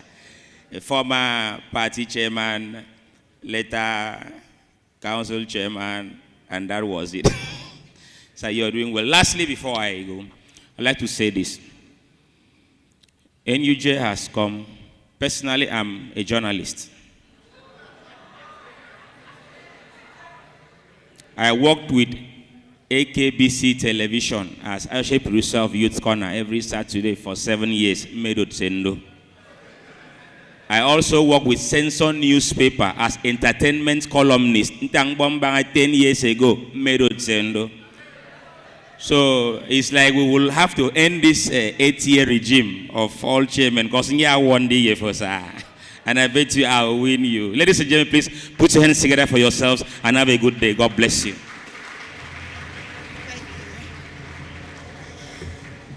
Now that good laugh really, really did something to your hearts, I'm very sure. A round of applause for him once again, please. Before I announce to us who just walked in, I'd like us to get ready to listen to the past chairman of Ekiti Local Government, Honorable Onyeka Akpan, who will be joining us up here for a goodwill message. But before then, we are blessed to have the representative of the Commissioner for Information in the person of Mr. Onyeka Ukbong. He is a director in the Information Ministry. Please, sir, you're welcome. I'd like to take a moment to appreciate Pure Brass for all they have been doing to make sure that we stay entertained. Maybe you should hit it up for yourself one time. Absolutely. And so, for a goodwill message, Mr. Honorable Onyeka Akpan, please. A round of applause for him.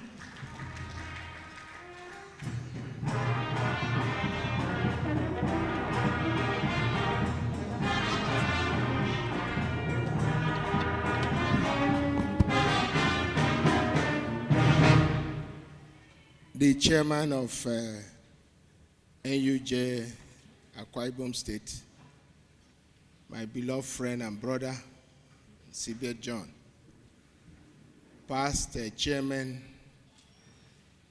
let me, for want of time, stand on the already established protocol.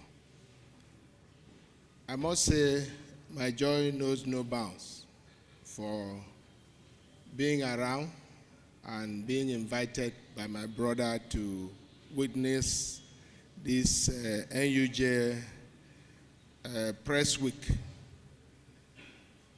I have listened carefully to both the chairman of the occasion and also the keynote address presented by Mr. Churchill. I must say that if I didn't attend this ceremony, I would have missed so much. I have gone back, I will be going back with a lot of very good memories.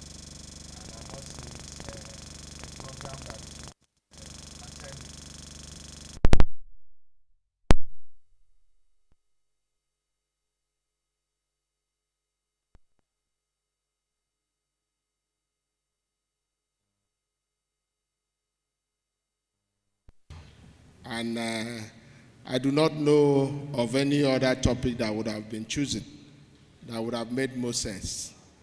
But let me, before I rest my goodwill message, let me use this opportunity to publicly congratulate Sibet John, my friend and brother. I wouldn't call that a landslide. I don't know what other, because I monitored, even though I'm not a journalist, but I monitored the election.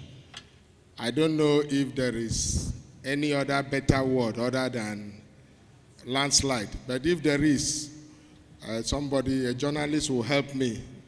But I must say that the result of the election shows clearly the confidence you people have on my brother.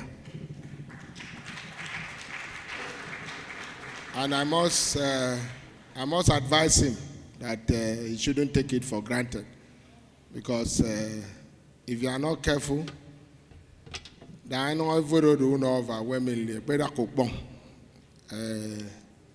you would regret. But for me, turning point me, although that I desire to see an Akwa Ibom self-sufficient in terms of I desire to see an Akwa Ibom immediate iba cap in hand, iba the Young Federation account. I desire to see an Akwa Ibom Adido community on its own for months. I cannot pick his bills, I pay salary. And so What this means, I know that whatever is coming in, I must commend the present governor, Pastor Omo Basieno, for what he's doing. But I mean, so that he call Ataka, comments, I'm Churchill. He needs to also do more. And so, I'm borrowing a leaf from him. Mufad, that can advise and appeal to the governor to do well. He's doing well, but let him also do more. So that I'm not very comfortable with this present situation. Past governments, I guess that allocation in media, we can need base salary, we can need pick bills. So I'm also happy that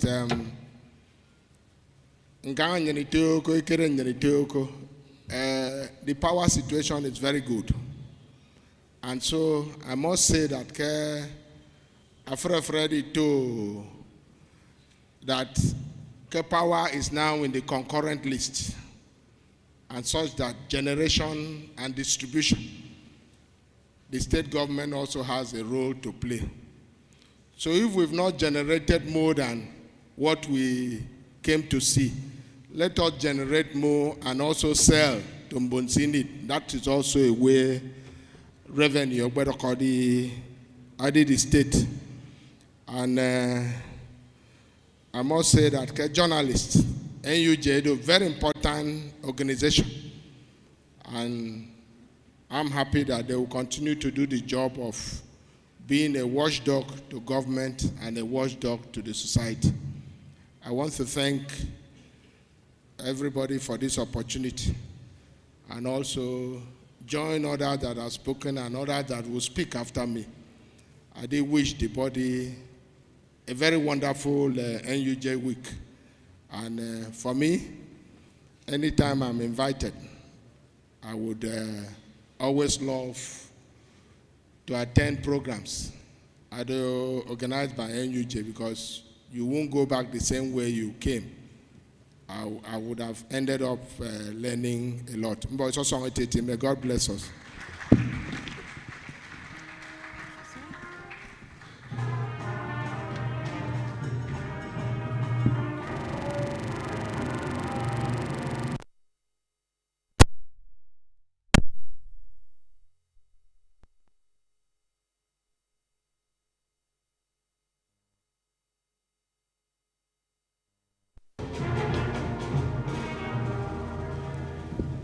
Every goodwill message here seems to come with a commendation, some thank you, and a charge. And we appreciate all of you so, so much. Another goodwill message will be coming from the head of station and general manager of Atlantic FM, Mr. Ubong Obot. Please, kindly come. Mrs. Ubong Obot, please. Thank you very much. And also the NLC chairman should also get ready to give us some very soon. A round of applause, please.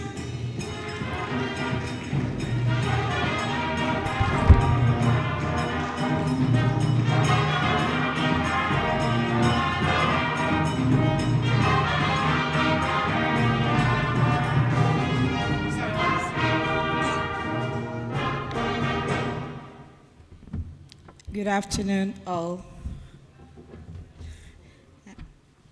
I'm glad to be here. I thank all of us for attending this occasion. Standing on the existing protocol, I, on behalf of all heads of station, congratulate the chairman, the EXCO members on this memorable occasion. The theme, journalism practice in Akwa Ibom State, the turning point, is very apt, considering the time we are in Akwa Ibom State and Nigeria in general. Nigeria is facing challenges. Hence, the need for journalists to remember the need for accurate reporting for overall peace in the society, noting that accurate reporting serves as the foundation of public trust, help inform decision-making in the democracy, and curtail the spread of misinformation in the society. Thank you once again. Congratulations.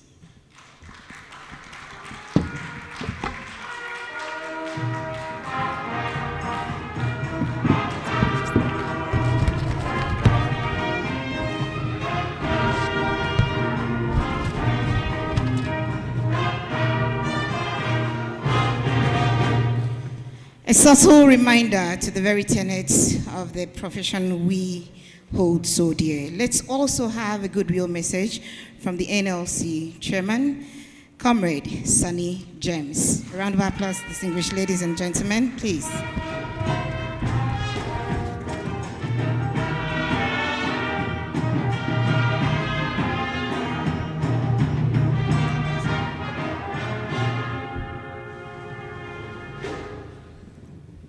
Thank you very much, the anchor of this event, the chairman of today's occasion, the keynote speaker, the chairman of the NUJ and your ESCO, very wonderful cooperation I'm seeing from the former chairman of the NUJ, wonderful comrades from this extraction and affiliate of the NLC. I'm delighted to be invited on behalf of the Nigeria Labour Congress, Akwa Ibom State Council, to be part of this great 2025 Press Week. For me, a lot of things has been said.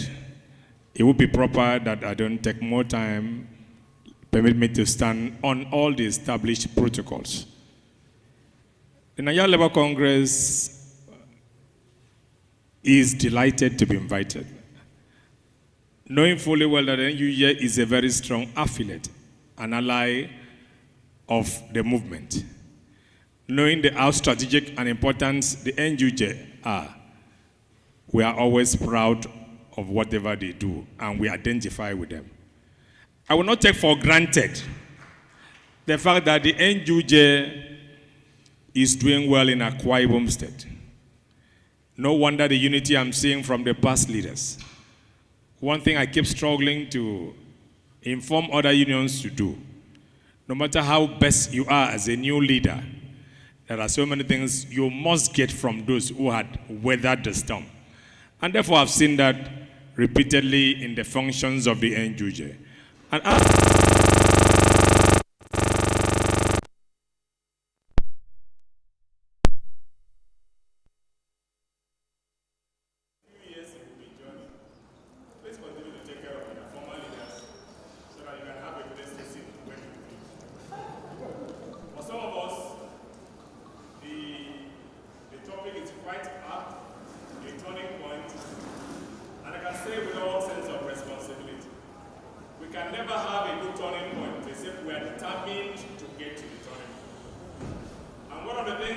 bring the turning point in our lives is when we are committed to the assignment in our hands.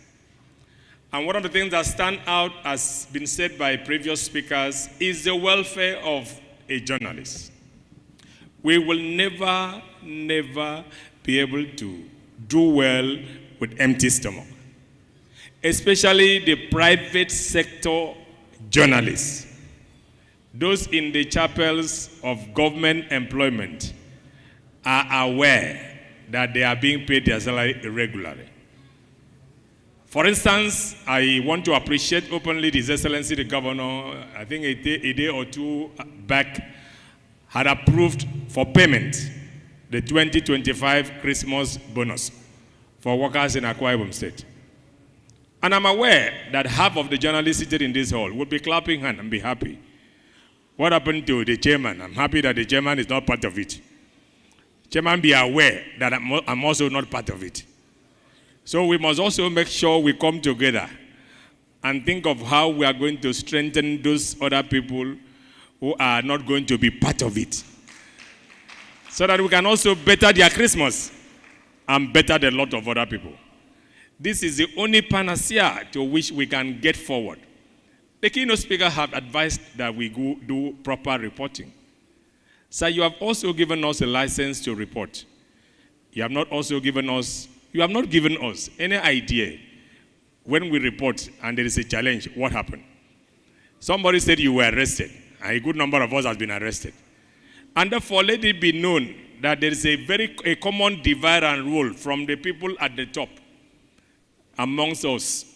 Maybe it wasn't in your days, but we have seen in our times that there is this divide and rule from people at the top. I'm happy for NUJ. They're standing strong. Mine will be to encourage the leadership to keep a roll call of their members and to follow up their status per time to be sure that none is victimized or out of circulation without knowing why the person is not active. While I will continue to encourage us to do investigative journalism, but let it also be known that a whopping 1.2 trillion naira budget for 2026 is on ground. The journalists must join NLC to police the project and make sure it comes as monies are released into them. It is only there and then the government will be seen to be effective when the citizens are happy. For me, in this event, I came to say, the job you've started, please keep doing it. The support you are getting, people have promised to give you, including your past leaders. For the NLC, you can count on us that we will be there to always help you and make sure you succeed in all that you want to do. We are a dependent ally. And in this Christmas, it's going to be the best Christmas for all journalists, even as you continue to do it. I must make deliberate effort with you to see how we can better the lot of everybody seated here. That is the only responsibility to which you were elected to come and work with me. For Amos, I want to appreciate you. You were here standing, elevated to go to the other side. Please fill our posts. Tell the upstairs that we need that to continue to work together. It is only there and then we can say wholeheartedly that Comrade Amos is doing well. We will not only look at you doing well, we want to do well with you. So, comrades, for today's occasion, I salute you. The NLC loves you. They asked me to greet you. The planning committee, you are doing well. Please keep doing it. I have never stayed back from one NUJ event since I was elected, because I've seen that there is a new crop of NUJ and you are doing well. From where we are now, we must come together to make sure that the best is given to our people. One assignment I will leave with you is that the Akwa Ibom State Broadcasting Corporation doesn't have a secretariat. Thank God the Director of Information is here. If there is anything we must do, we must give our state an identity by giving us a broadcasting house that befits Akwa Ibom State and the status. For all the enjoyment, the chairman said breakfast, lunch is here. Chairman, too much of talking is not enough. Bring it out. Thank you and God bless you.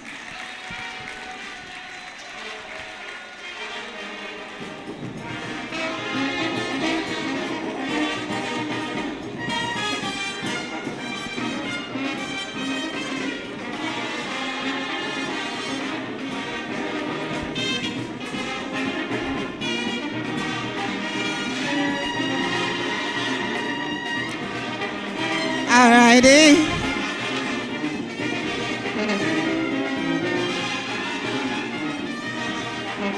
Okay. There is going to be an interesting romance between the NLC and the NUJ, it seems. I don't know if you have seen that already. A round of applause for the NLC Chairman Akwa Ibom State, please. Now we'll take a good message from the representative of the Commissioner for Information. And I would like to remind us that lunch is ready. We'll soon have that. And we have some story we would like you to see. We will tell you all of that story at the gala night. So the media team, kindly cue the documentary. We will show you a clip of a story we are telling of you and all that you have been doing. But we're just showing you snippets of what will happen on Friday. In the meantime, please, Secretary of the Union, kindly get ready for vote of thanks. But now, let's welcome Mr. Aniekan Ukbong. Please, a round of applause. He is representing the Commissioner for Akwa Ibom States.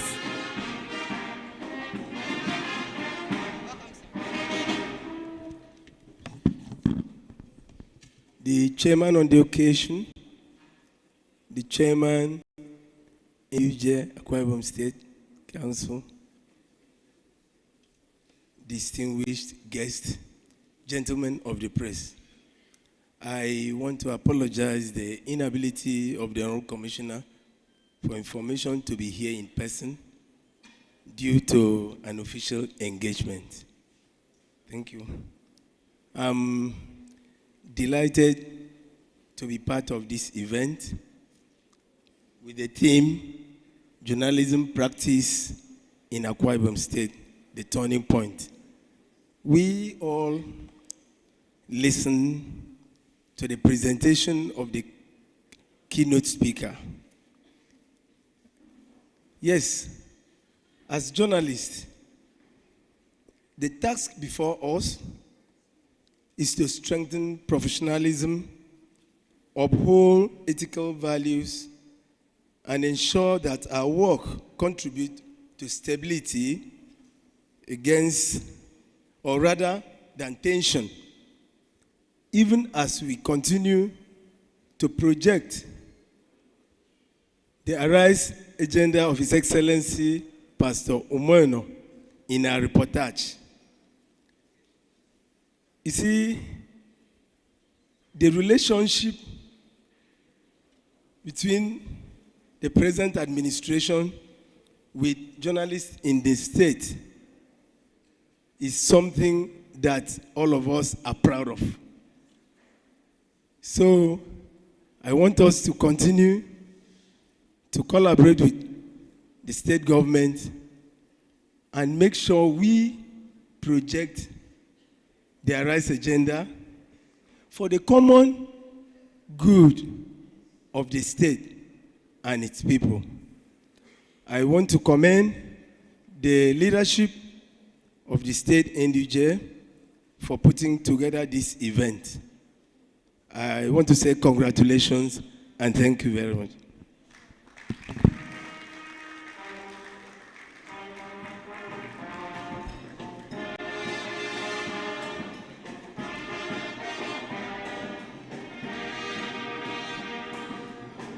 Media team.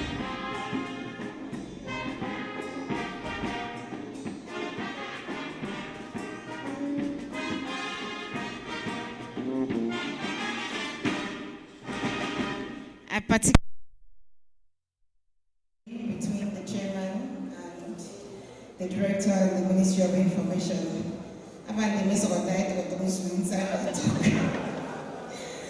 Welcome, thank you very much. Media team, let's go, please. 10 seconds.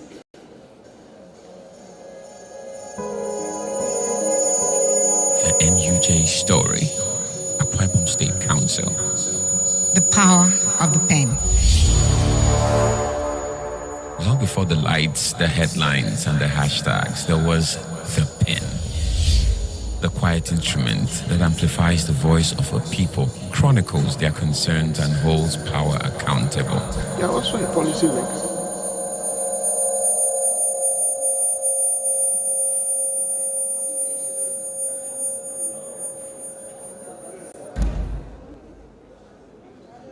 We asked to start work as a planning committee. The chairman said it's been 37 years and we have not told the story of the people who tell the stories of other people. On Friday, we hope that you would have time to see more of what we've been able to put together. It will also be online for everyone to see. But until then, this afternoon is already done. We would like to go home. Shall we please put our hands together for ourselves? We are hoping that you enjoyed everything that happened here today. We are hoping that you learned something. We are hoping that tomorrow by 12 noon, we'll be back here to see the chapels come together for something. If you're looking forward to that event, let me see your hand up. If you're looking forward to tomorrow, let me see your hand up. 18 solid chapels of the NUJ in Akwa Ibom State will be showing what they know how to do, how they can be. There's a prize you already know, and we are looking forward to seeing you on this stage manifesting.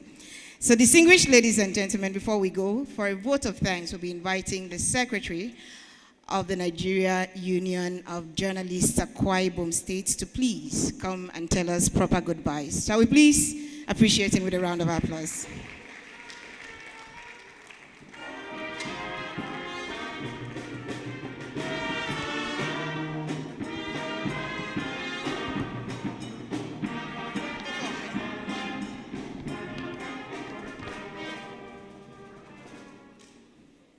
very respectfully want to give God the glory for a very successful day and for this occasion.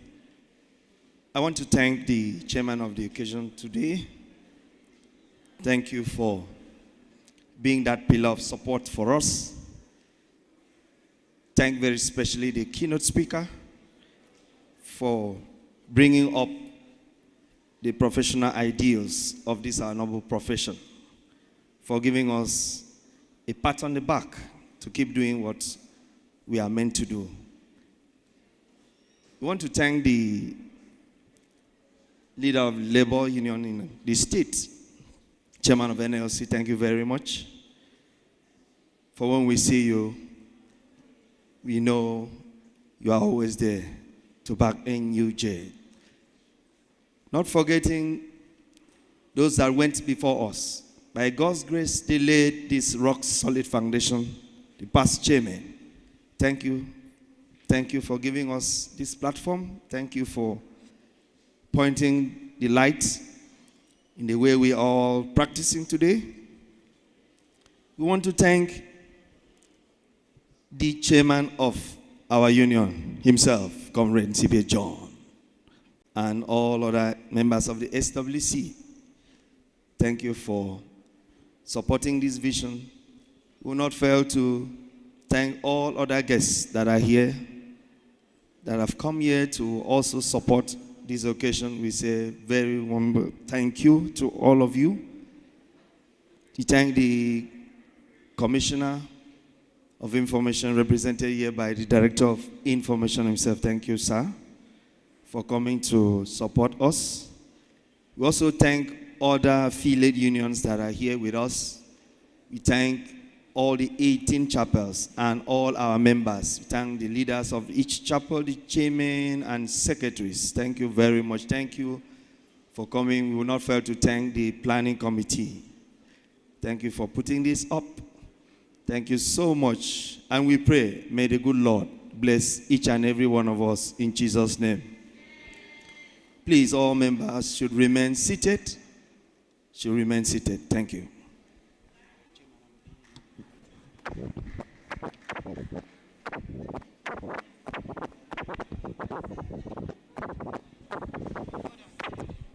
Pure brass, please. Give us something to shine with for just a moment, please.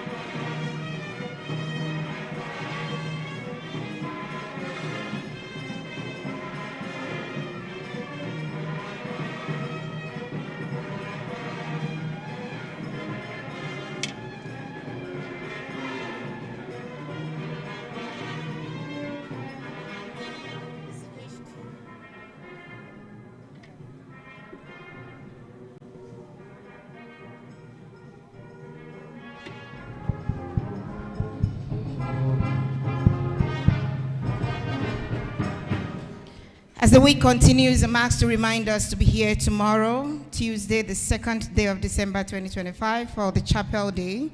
Remember, we have workshop on Wednesday, community service on Thursday, and then the grand finale on Friday. Ladies and gentlemen, it's been a great day here from my side. We will be taking pictures while Pure Brass will absolutely play their hearts out. So cameramen, please be on standby. I have seen ushers on standby too. Cameramen, please. Pure Brass. Thank you, Mr. Chairman. The beautiful front row, we'll start with you.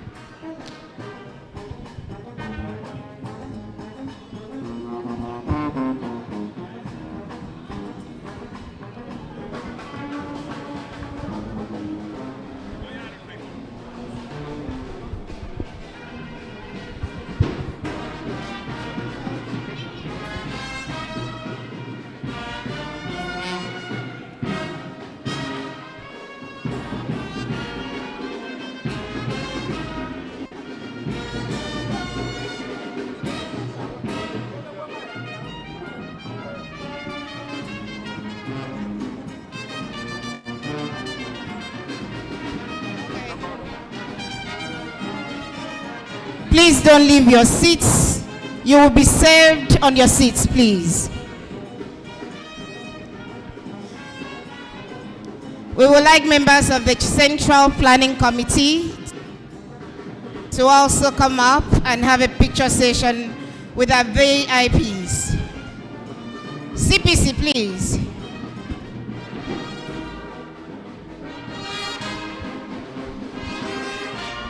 Distinguished ladies.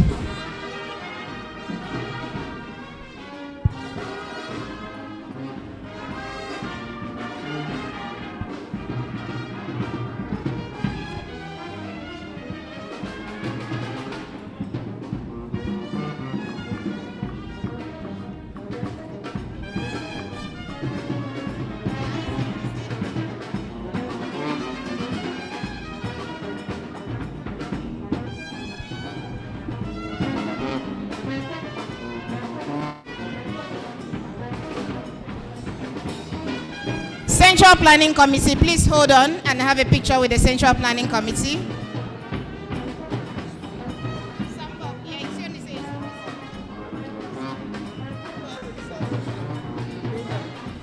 CPC, please join the executives up here and have a picture session, please.